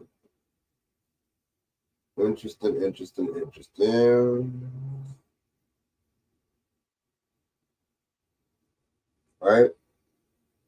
I was gonna play something else. You know, I might have to say it for the next one. All right, let's play. You know what? Let's play Joe Biden's little part real quick before I get out of here because I've been on here for 3 hours. Let's play this real quick. Play Whole Biden's. Whole Biden. Determined to keep America moving forward, not going back. To stand against hate and violence in all its forms. To be a nation where we not only live with but thrive on diversity. Demonizing no one. Leaving no one behind. When they say diversity, just because you letting a bunch of immigrants in this country don't mean it's diverse. I'm sorry. And becoming the nation that we profess to be. I also ran to rebuild the backbone of America, the middle class. What about the poor? You people never mention the poor, right? What that says a lot. That says a lot. So if the middle class is not doing good, what makes you think the poor? How is the poor doing? There's a lot of people going homeless. Exactly, they know it. Yeah, these earthquakes, exactly, man.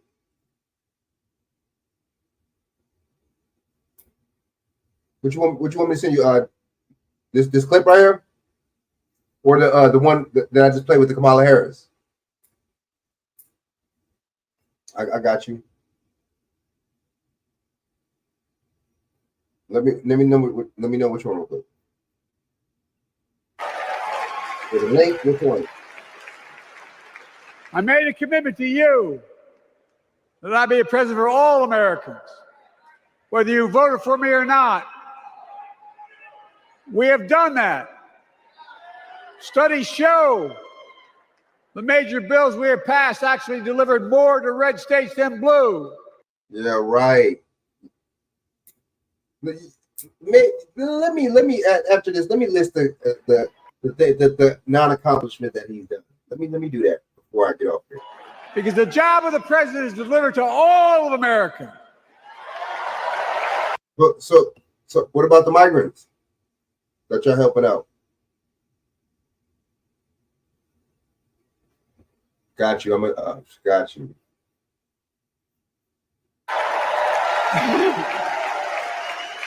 Because of you, and I'm not exaggerating, because of you, we've had one of the most extraordinary 4 years of progress ever.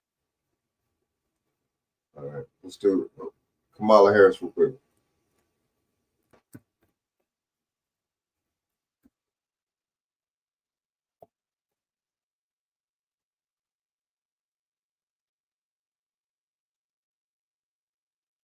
Not wearing now, still not wearing a dress. Let's go.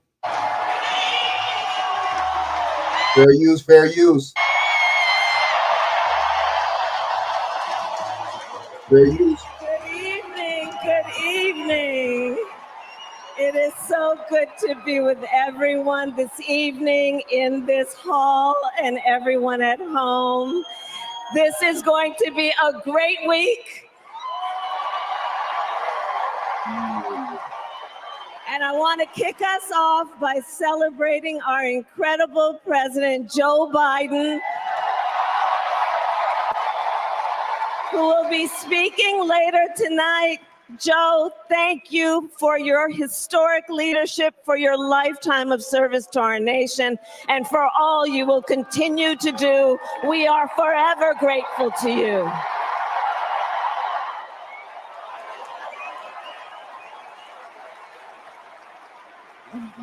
Thank you, Joe.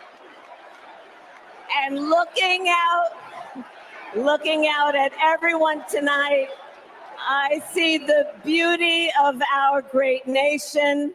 People from every corner of our country and every walk of life are here, united by our shared vision for the future of our country. And this November, we will come together and declare with one voice, as one people, we are moving forward.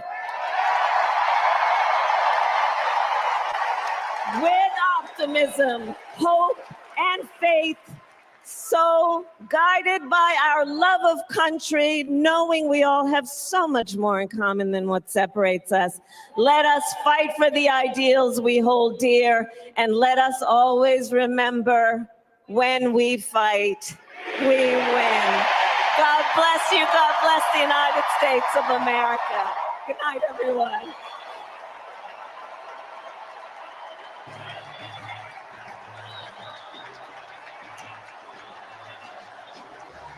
Okay, that was it. Well, the tens of thousands inside the United Center here jumped to their feet, excited to see their nominee, Kamala Harris, the Vice President of the United States, a surprise tonight as she took the stage and said, when we fight, we win. Let's go now to the convention floor with senior White House and political correspondent Ed O'Keefe. And Ed, tell us where you are. Well, Nora, we just so happen to be with the California delegation. And we were talking with a few people about how they've known her for several years, back to when she was district attorney in the Bay Area to when she ran for attorney general. Brett Roberts, you're from Inglewood, California. Yes, sir. Yes, I am. Good to meet you. It's a pleasure. How many of these have you been to? I have been to 4, 2012, 2016. And you were showing me what happened the first year you were here. The first year I was here was this photo here. This is 2012. This is 2012 DNC. And I had an opportunity to meet at that time. I believe she was either the DA or ascending to be the Attorney General. And I knew at that point that this one day is going to be our nation's leader.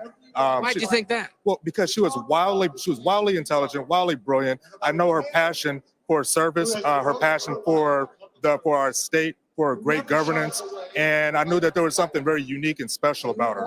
So you have some proof that she's been at this for a little while. Remind me your name again. My name is Dr. Charlotte Gullap Moore. And you're from Santa Barbara, right? I am representing Congressional District 24, Santa Barbara, California. That is Montecito, Summerlin, and Carpinteria. Beautiful part of the state. You also had proof of the work that she's done through the years with California Democrats as well, right? How quickly can she pull it up? There we go. When was that? So this is when she was running for Attorney General, her second term, and she came through Santa Barbara, and I believe she got married in Santa Barbara. So she always To the Jewish guy. Look, check this out. Why us black people? Why do we worship people like this? Why do we worship people like this?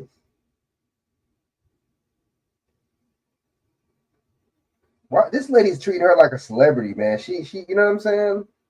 She treating her like a celebrity, like not even like. Why you so? She act like she seen, you know what I'm saying, Michael Jackson or something, taking pictures with. I don't know, man. I'm sorry, man. That couldn't be me, man. That couldn't be me.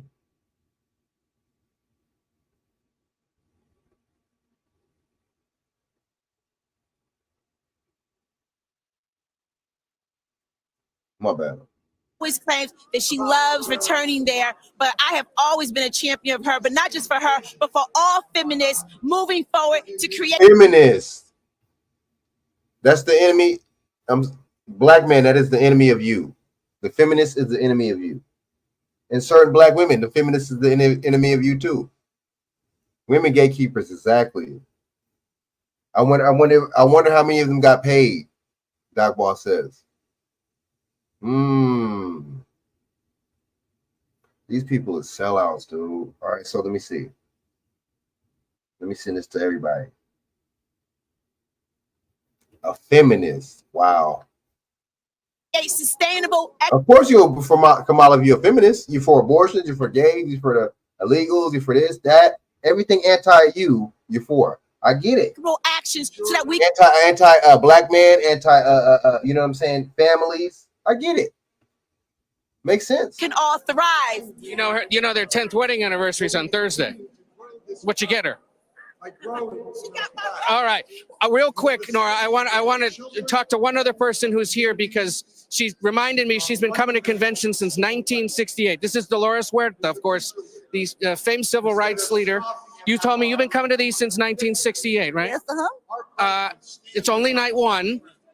How do you assess this one compared to conventions past? Oh my God, the excitement here is just incredible. I mean, you could just feel it. So this is a Latino lady right here, right? See, they get certain Latinos too. The ones that are smart, they don't vote no Democrat. The ones that are smart, the ones that know for their best, or certain ones for their best interests. But the Democrat, I can't say that because the Democrats and the Republicans are both for them. Okay. The Republicans, they might not be for so-called illegal immigration, but they're definitely for all types of other immigration. Well, I can't say that because they be hiring them. So let's go. The joy, the excitement, it's awesome. What should, well, for example, I know you're a very prominent Latina surrogate for Harris. She's trying to shore up support among Hispanics. If there's someone watching, everything is segregated. Everybody, I got to get the Hispanic group. I got to get this group. Instead of just American, for doing something for everybody, and then making sure I'm gonna do one for all groups one at a time. We got to separate and segregate. Oh, I'm gonna do. Oh, my bad. What am I talking about? They don't do nothing for us. So I'll just say everybody else. There we go. Tonight, who like you and I is Latino. What can they know about her? What should they know about her that would give them reason to vote for her? Well, because she's always been there for Latinos and all of the work that she's done when she was Attorney General, when she was District Attorney in San Francisco. Yeah, he's right. She's right. She had done stuff for Latinos, and because by putting us in jail for petty crimes like truancy, that does benefit them because as more of us is in jail, the more of them thrive. That makes sense. And it's not. I mean, there's a black population in San Francisco, right? How well are they thriving though?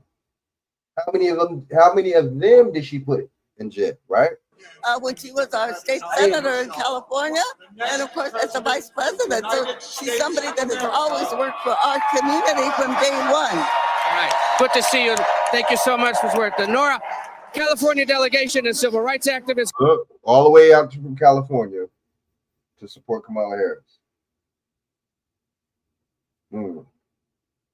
I get it, I guess, because she does do stuff for Mexicans. She don't do nothing for us, so makes sense. College professors Gloria Allred, the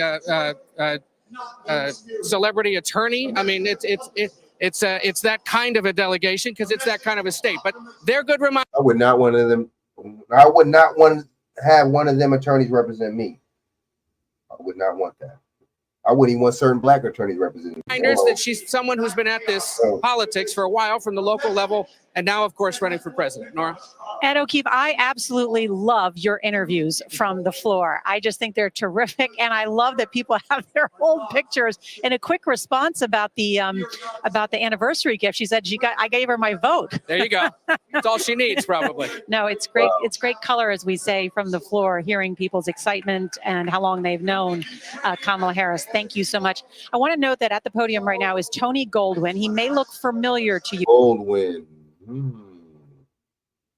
He's a very famous actor, of course, known for playing President of the United States in the show Scandal alongside Kerry Washington. I hate that show. Want to listen to him because he terrible show.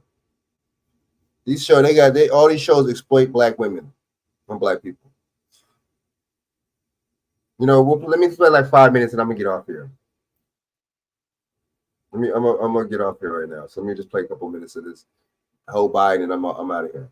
For the first time, and saw the smile that lit up his fair use 1976 under Section 107 of the Copyright Act. This gives me an allowance to report on this for Commentary purposes.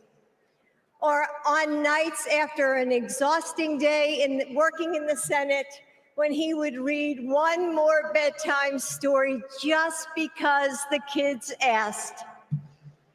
When he stops on a rope line because he sees someone grieving who needs to know that everything is going to be all right one day.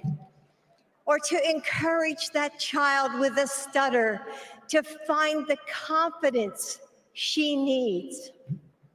Those moments when I'm reminded of all he's accomplished in the name of something bigger than himself. Receiving the Medal of Freedom with humility.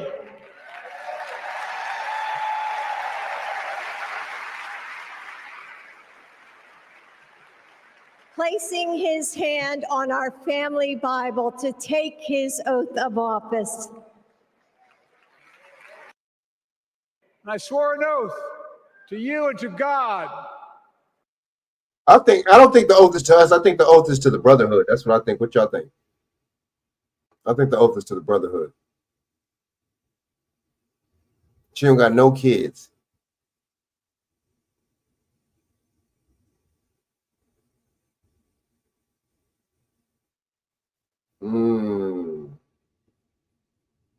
Interesting, brother. Interesting. To preserve, protect, and defend the Constitution, and to faithfully execute the office of the President of the United States. In front of me was a city surrounded by the National Guard. Behind me, a Capitol just 2 weeks before had been overrun by a violent mob. And let me say this before I get off here too. They're talking all this and that about the people, this and that. How you gonna say all this about the people when this big Social Security data breach was on y'all watch? That's under the Biden administration. 3 million people got their data breached and got their Social Security and information hacked. Why is the news not blaming this administration? If that was Trump, I ain't gonna lie, they would have been blaming Trump. But they're not gonna say nothing about this, him and Harris administration, right? Why is nobody grilling these people? Why is nobody going in on these people? But see, I guess you know what? I bet none of the illegals. I bet you none of the migrants. I bet you none of the money that and all the funding and all the bullshit that they gave them wasn't hacked. I bet you none of their EBT cards, none of that bullshit or whatever benefit packages, whatever they getting is not hacked. You feel me? They getting all their shit while you not getting. That's crazy, bro. Social Security. That's interesting, and they got and that's including people's information, phone numbers, and addresses. So somebody can just take your information, go to your house and jack you, rob you again. These people, boy, they ain't have, and then they say no solution. They're just like, oh, you could do this. No, what's the solution to combat this shit? All right, let's go. So I'm gonna play a couple minutes. I'm gonna get out. I knew then, from the bottom of my heart, that I knew now. There is no place in America for political violence. None.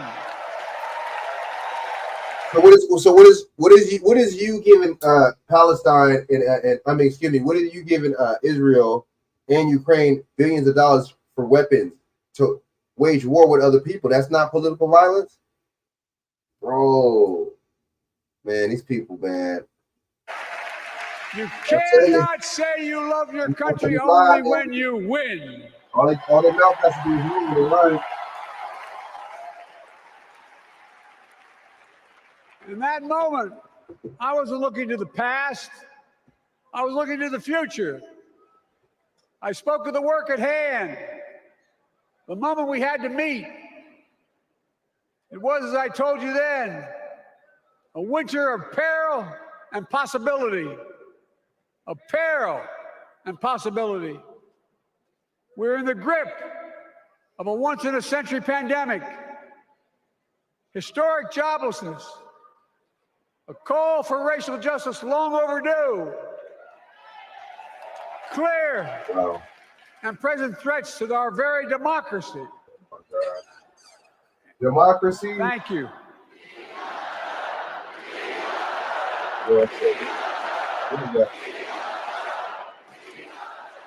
We all know.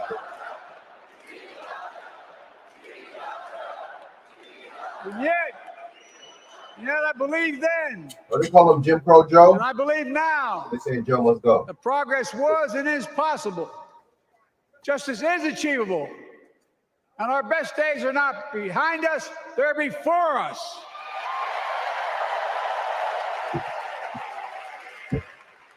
Now it's summer. The winter is past. And with a grateful heart, I stand before you now on this August night to report that democracy has prevailed. Democracy has delivered. God. We use that term like And a real. now Like democracy must be preserved. It ain't even in the Constitution. You've heard me say it before. We're facing an inflection point. Why?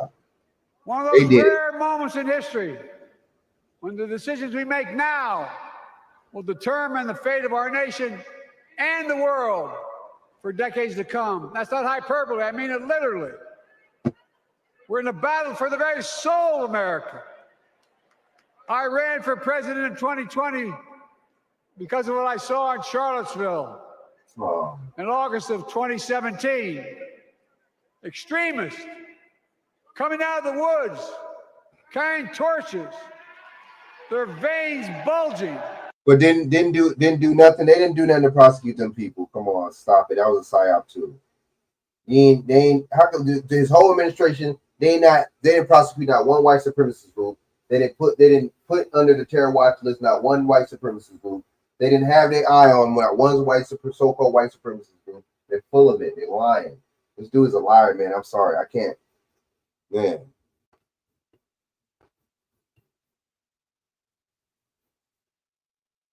Didn't do nothing to what's the name? To punish him. From their necks, carrying Nazi swastikas and chanting the same exact anti-Semitic bile that was heard in Germany in the early 30s. Neo-Nazis, white supremacists, the Ku Klux Klan. Didn't do nothing.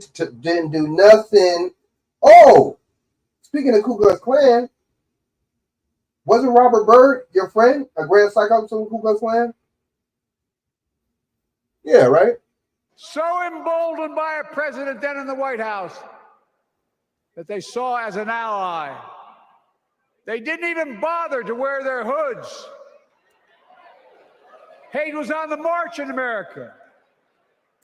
Old ghosts and new garments, stirring up the oldest divisions, stoking the oldest fears, giving oxygen to the oldest forces that they long sought to tear apart America. In the process, a young woman was killed. When I contacted her mother, I asked about what happened. She told me. When the president was asked what he thought had happened, Donald Trump said, and I quote, "There are very fine people on both sides. My God." That's what he said. That is what he said and what he meant. That's when I realized, had listened to the admonition of my dead son, I could not stay in the sidelines. So I ran.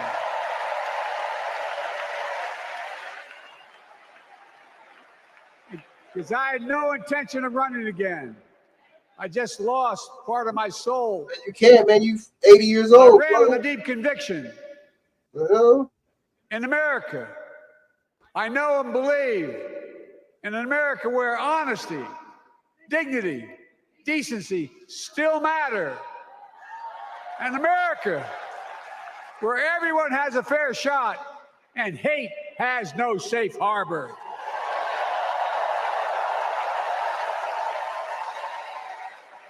An America where the fundamental creed of this nation, that all of us are created equal, is still very much alive. and a broad coalition of Americans joined with me. 81 million voters voted for us. Yeah, right. More than any time in all of history. Yeah, right. Because of all Got of you more in than this Obama. room You and a others. damn liar. I thought Obama's was the most in history. Boy, boy, boy.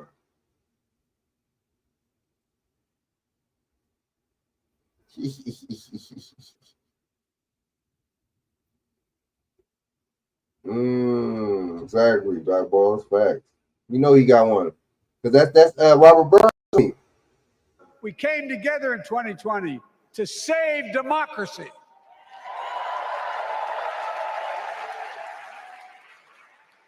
As your president, I've been determined to keep America moving forward, not going back, to stand against hate and violence in all its forms, to be a nation where we not only live with but thrive on diversity, demonizing no one, leaving no one behind, and becoming a nation that we profess to be. Wow. I also ran to rebuild the backbone of America, the middle class. What about the poor? I made a commitment to you. Well, I tell you. That I be a president for all Americans, whether you voted for me or not. We have done that. Studies show the major bills we have passed actually delivered more to red states than blue. Because the job of the president is to deliver to all of America.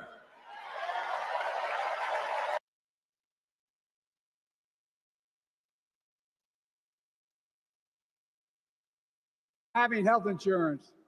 More Americans have health insurance today than ever before in American history. Even illegal migrants? Oh, okay, yeah, right? If you count the illegal migrants, hell yeah. Hell yeah.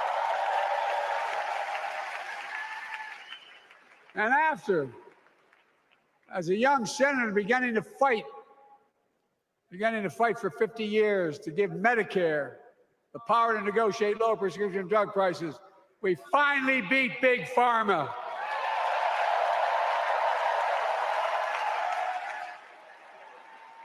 And guess who cast the tie-breaking vote? Vice President, soon-to-be President Kamala Harris.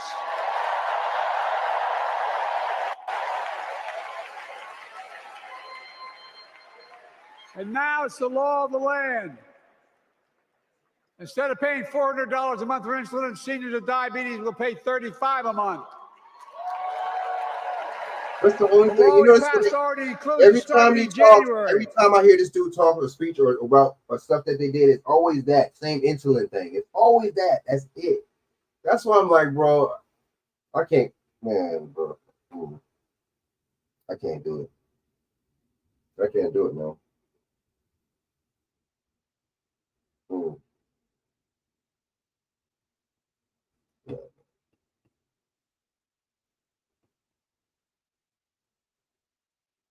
Every senior's total prescription cost can be capped at $2,000 no matter how expensive the drugs they have. And what we don't focus on, and our Republican friends don't seem to understand, our reforms don't just save seniors money, they save the American taxpayers money. You know what we just passed saved? It saved $160 billion over the next decade. That's not hyperbole. But you're not even ever, man. This dude, man. If people believe this, man, you know, y'all put all y'all want. Be my guest. This dude hasn't or isn't gonna do nothing for our people. I don't even see. Really, there's nothing to argue or debate about. You know what I'm saying regarding that at all. The dude is not qualified. Kamala Harris ain't qualified either. You know what I'm saying? So.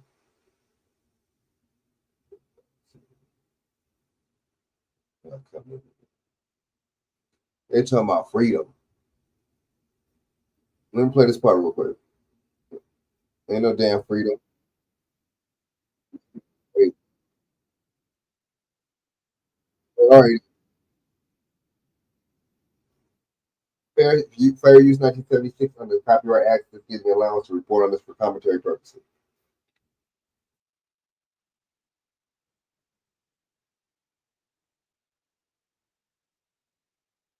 This is not. They act like this is like a football game or like the WWF. Like it's like an entertainment like value and feel that they're getting versus a political.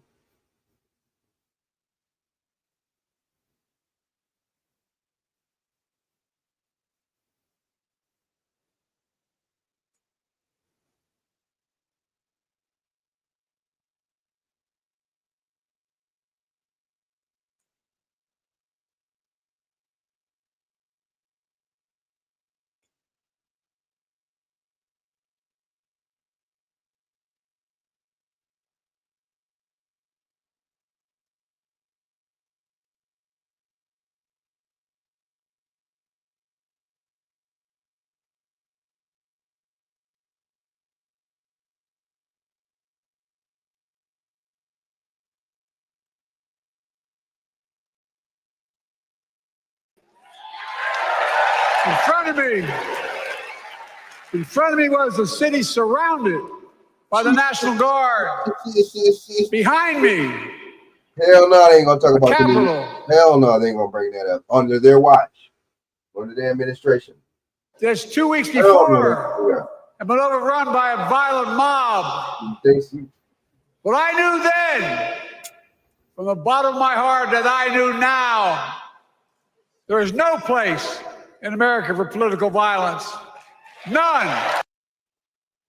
What is the war in Ukraine? What is that? Why would you fund? My thing is, this is what I don't understand. I mean, I know it gets because you scratch my back, I scratch yours. But see, it's funny how these political people, they know how politics works when it comes down with someone, when it comes down from them getting something from another country or from them benefiting from somebody else. But they don't know what quid pro quo when it comes down to us using it, and when it comes down to us wanting something for our vote, quid pro quo don't exist, right?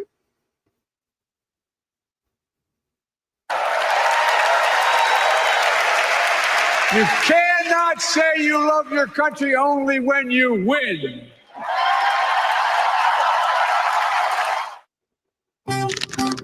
There's no greater classroom than the great out. I'm glad I turned that BS off. This dude is a damn fool. You know what I'm saying? A damn fool. Let me see. I know Dog Boss can send me some stuff. I'm gonna play something from that Dog Boss sent me real quick before I bounce out, man.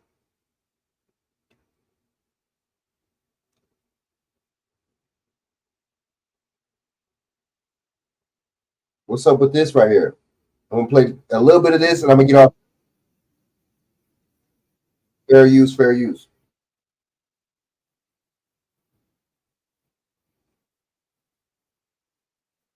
We are starting to see some reports from local officials and officials around the country, as well as data gathering techniques. When they say officials, then a lot of that be propaganda to it, and that right there is to make you think and make you leave your mind into more conclusions and this and that, and twists and turns and dips and all and flips and shit. Because who are these officials? Who are these people? I really need to know. I really need to know who these people are. Oh, officials say, police officials say, FBI officials say, these officials, official like a referee with a whistle. I'm confused, man. Who the fuck are these officials?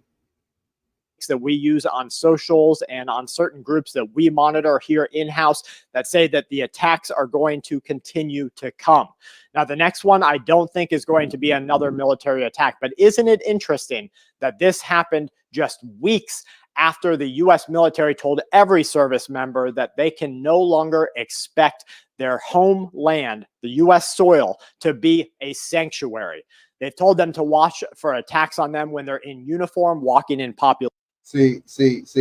I'm glad that Doc Boss sent me this, and I've seen this earlier. No, I didn't see it. I just seen the clip. Brother, this white guy with a mic in his hand. So look, check this out. So you already know what I think. I damn near 90%, 80% think and know about this. For one, this is happening right around the time of the Democrat National Convention, a little bit after the Republican National Convention. For two, happening after Trump assassination. For three, right? If any kind of military intelligence tells you that, and then you start getting attacked after that, doesn't that let you know that it's the military doing it? Doesn't that let you know it's the government doing it? I don't know. And see, that's what it calls a psychological operation. A psyop. Guess who's involved in a psychological operation? Guess who's the main culprit? It's the military, not the army, not the fucking Rangers or Marines and all this. Well, Marines are part of the military. Well, I guess the military could be any of those branches. What the fuck am I talking about? But it is the military, right? So let me clear that up. Because the military, I guess, means all that: Army, Marines, Air Force. So, my bad. I don't know what the fuck I'm talking about over here. All right, so let me play like 5 minutes of this real quick, and I'm gonna get out of here. Population. They've told them that there is a division coming between the civilian POP and the military POP. Now, this is very similar to what we see in law enforcement. In law enforcement, it is not a member of the civilian government or the civilian group that's working to keep and enforce the laws. No, there's two different groups here. You have law enforcement, and then you have freaking everyone else around. No. That's not true. This is what it is. You have policy enforcers, which is the police. And you used to have sheriffs, but now sheriffs are taking money from the municipality too. So there was really kind of like no such thing as law enforcement. You know what I'm saying? They enforce policy or code or whatever the fuck, statute, whatever bullshit for the municipality. And guess what? None of that is law. Policy is law unless the legislational branch makes it law. Does that make sense? But no, it doesn't work like that.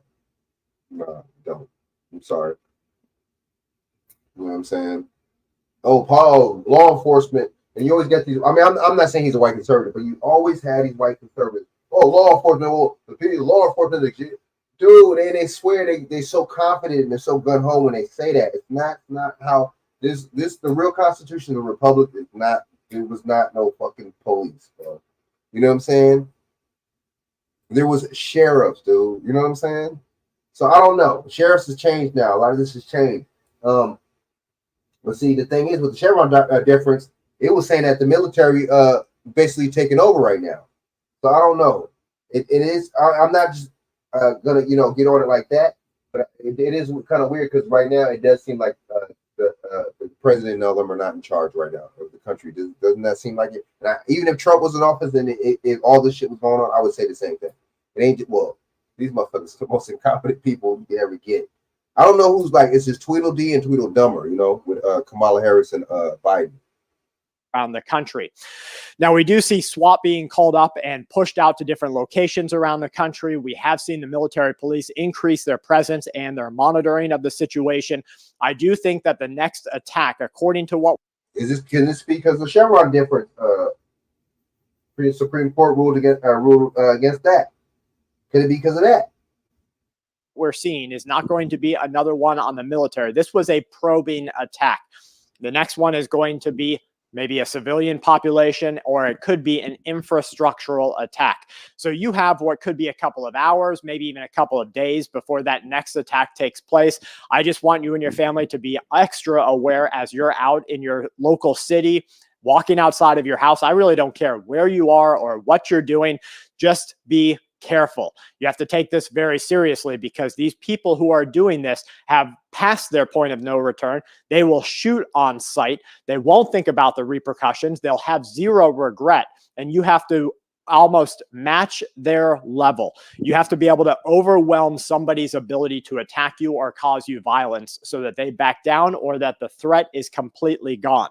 So be ready when you're out there. If you don't have a chance to, please get to somewhere that you can get a self-defense weapon, especially exclusively a kinetic projectile self-defense weapon. And what that means is that you, the people, will have the ability to fight back against tyranny, against violence, against all these different things. And if you're Because that's what the Second Amendment of the Constitution is. It's not just the right to bear arms and all that, just to self-defense.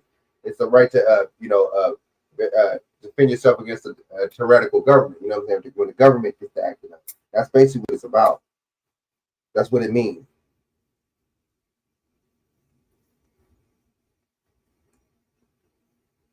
That was damn it, Dawson. Me and Dawson be thinking alike, man. Damn, we think alike. Oh, I should have said it, Dawson. Damn, I should have said it. I was thinking the same thing. Now all of a sudden, Joe Biden. Look at how he articulated. He said, "What did he say? That word, hyperbole."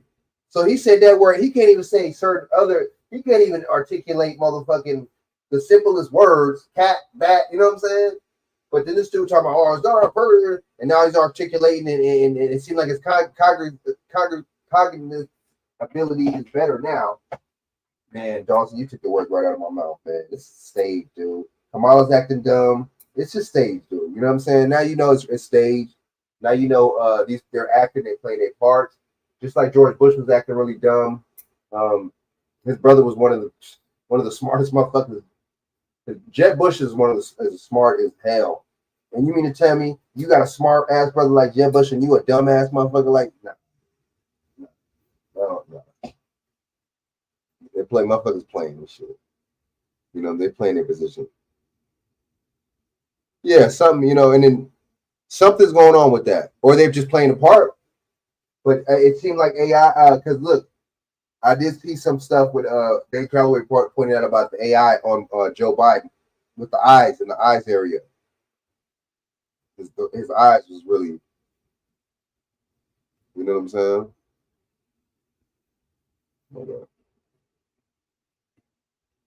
But see, I think this is the government doing this because why would you? That's just like the right hand telling the left hand what they're gonna do. Oh yeah, watch out because there are people are going to be trying to kill you in uniform. They're going to be trying to kill you in church. They're going to try to kill you at the gas station. They're going to try to kill you on the way to the gym. Like, how the fuck you whoever that was that told him that, whatever kind of high ranking, you know what I'm saying, official officer, superior officer, why would you say that? That's giving yourself away. Oh, they're going to try. How would you know what they're going to try to do? How you going to know how they're going to try to shoot them, when they're going to try to shoot them? Unless you're a part of it. I don't know, man. I think they tell us what they're gonna do, dude. Does that make sense what I just said? Just like the thing with the Social Security thing. Oh, they may have stolen 2.9 billion or 3 billion people social may. Keywords may. Did they or did they not? It's y'all job, y'all getting paid the big bucks, it's y'all job to fucking research that shit. And they didn't have no solution. They didn't say nothing about if they're going to find whoever, they're going to prosecute them. They didn't going to say none of that. They didn't say, we're making a task force. They didn't say the Biden and Harris administration is making a task force to go after these people. They didn't say none of that. Pay attention, y'all. So it's that's just that. Motherfuckers, Social Security got hacked, and oh well, they're going to have to take it on the chin. You're not in a position that you can get a projectile, that means can be launched, kinetic, that means hit something and knock it out, weapon, then I want you to maybe take advantage of some non-projectile weapons that you have the ability to defend yourself with. And what you have to do is, if you don't have this, the old adage is use a gun to get a gun. So it doesn't matter what I have. If I have a 22 pea shooter, if I have a one shot left, I have one single round of ammunition left, I'm going to use that and maximize. Do you know what min-maxing is? So min-maxing is putting the minimum amount of effort in to get the maximum amount of result.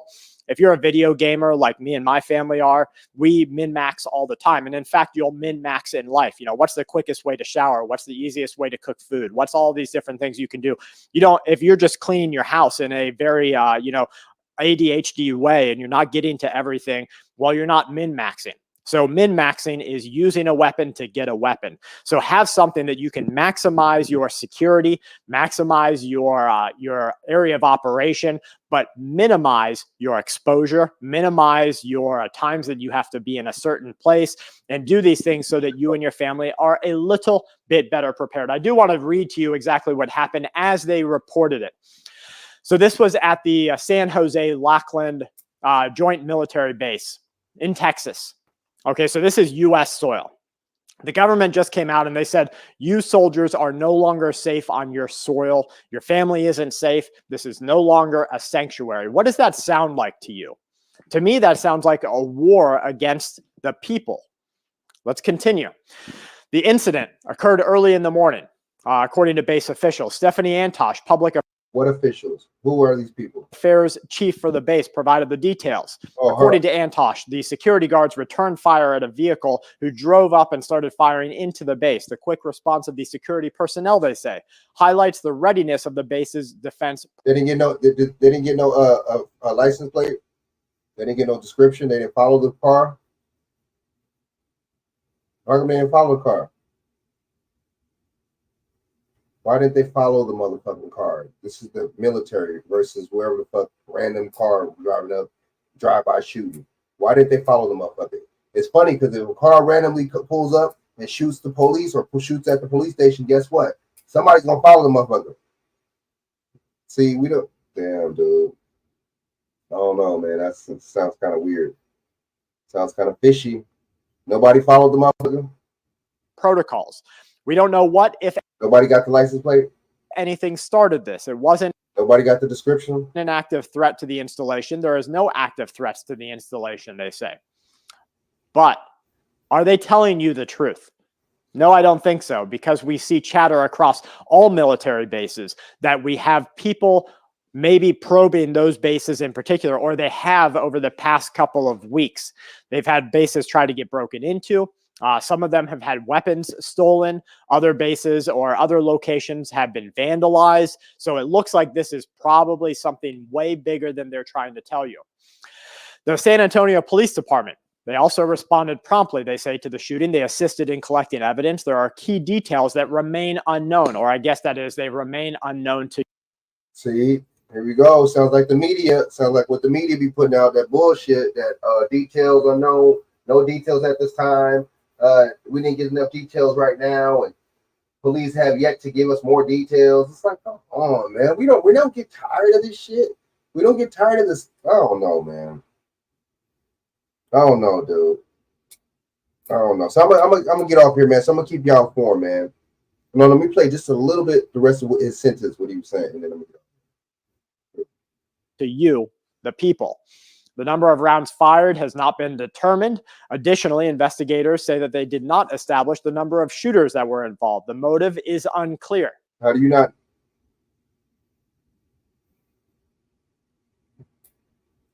Let's go. So here, how can they say they don't know what the motive is? They don't know how many people fired shots. They don't know how many shots were fired. They don't know how many shots were returned in fire. They have no information to give you, but there's no threat to any installations at this time. Does that make sense to you? Because I don't know, if I walk out of my house and I start taking fire and I return fire, and then I just go back inside and I'm like, hey, there's no more threat to the house. We're all good. No, that's not how this world works. Yeah, we straight. All right, it's a relaxed time. I just shot at some motherfuckers outside the house. Now it's relaxed time. Turn up. It don't work like that, dude. It doesn't. We're ignorant, dog. Now, this is white people, too, because the white people fall for this shit. Now he's saying certain white people, so I'm not, you know what I'm saying? The black people fall for stupid Kamala Harris bullshit, phantasmagoria shit, and the white people fall for this. Let's go. Works. That means those people that I just returned fire against at least this is way more serious, though. This is a little bit more serious than what Kamala, big falling for with Kamala Harris. Audacity to come and fire on me in the first place are probably thinking about what they did and thinking about how they can do it better next time, or thinking about what date they're going to return, or where they're going to come from, or who else they're going to hit, or if they're going to wait until I'm in public, or if they're going to do all these things. You are not safe at that time. So for them to say there's no active threat, no threat to the installation or any installation at this time, that's just a blatant lie. Maybe it's PR. I don't know why they're really doing that. In a statement to Newsweek, Laughlin Base said that Training Annex main gate is now reopened following the base shooting incident. The installation's gate took early in the morning hours. They exclaimed that there is no threat to the installation. The incident, they say, involved unidentified members in a sedan that shot at members of the JBSA security force team while performing their duties at the Chapman Annex gate. In response, base officials took immediate action. The entrance where the incident occurred was closed for several hours following a thorough investigation. Well, that sounds real thorough. We don't know who they were. We have no footage to release. Were they maybe of a certain descent? Were they maybe European, maybe Russian European? Were they maybe Chinese individuals they don't want to talk about? So they're saying we did a thorough investigation, but we're not going to tell you what we found because we don't know how many rounds were fired. We don't know why they came. It lets you know that it's them doing it, man. Whoever said, Hellbender, salute.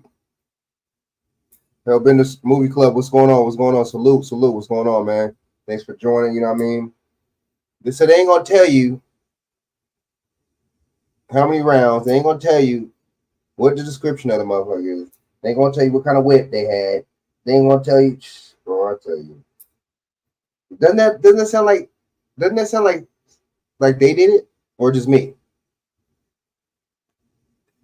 That's just like a snitch, right? Snitching, informing a bank saying, "Oh yeah, these people hit this bank. They just robbed that bank, right? But you good though. There's no more initial threat. You're good. You know, I can't really give you the details of people, and I don't know all that and this and that. And I don't know what kind of car with anything. I don't know kind of detail. How many rounds? Any of that. How they look.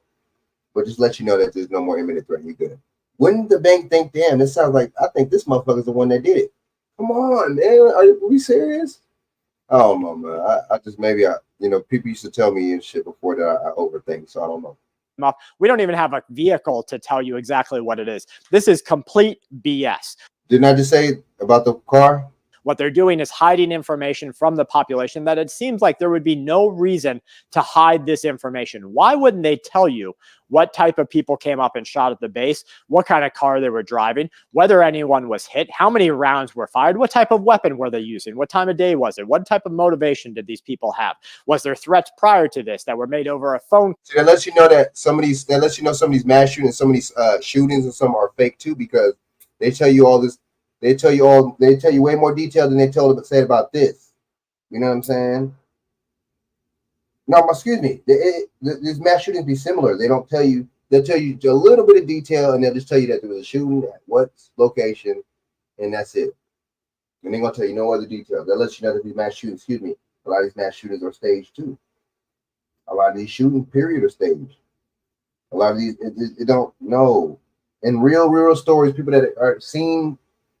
Been shot, whatever the fuck, or just knows about certain stuff, and then actually shot whatever, or actually been in the military, whatever, combat, whatever the fuck you want to call it. They'll know it does not work like that. It don't work like that, okay? You know what I'm saying? Let's just keep funky. Don't work like that. You know what I mean? If it's a serious, real situation like that, they're going to say as much details as they can. I'm sorry. Way more detail. They're going to assess the whole situation, and they're going to counter. It's over with. We assess the threat. There's no more threat. That's it. The end. They ain't going to go after the people. You're not going to tell us how you're going to go after the people. What kind of strategy? Where you think? What kind of people you at least suspect? Call or anything like that. They're telling you squat. That means. Unlike when they say we have threat level alpha, beta, 7, 0, red today, you have to be scared everywhere you go outside. When they're telling everyone that you should be scared, that's when you're like, okay, well, we probably don't need to be scared today. When they tell you there's nothing to be afraid of, that's what a mom tells their kid before that shot's about to go into their arm. Baby, there's nothing to be afraid of. Or before they, go under anesthesia. Baby, there's nothing to be afraid of. When everybody else is biting their nails in the back like damn, there's a whole bunch to be afraid of here. That's what the government is doing for you. They're coddling you. And so when they coddle you, that's when you should be concerned. When they say things like, don't do this, don't go into a stranger's van. Who's ever going to go into a stranger's van? But that's what the mom tells the child, right? Don't get in that strange clown's van that he says he's got candy in the back. Everybody knows not to do that. This is human instinct here. But when they tell you things like it's safe to do this, or it's okay if you do this, like, oh, go trust your priest, go trust your teacher, go do all these things. It's safe. They're safe people. That's when you need to be a little bit more concerned. So I'm gonna play the rest of this next time, man. I'm gonna finish this off, man. You know what I'm saying? That's crazy though, man. Wait. 2 more minutes, like a couple more minutes. The base remains. I keep doing that. Damn well. Operational, they say, following the incident. Security personnel maintained that their regular duties were able to operate.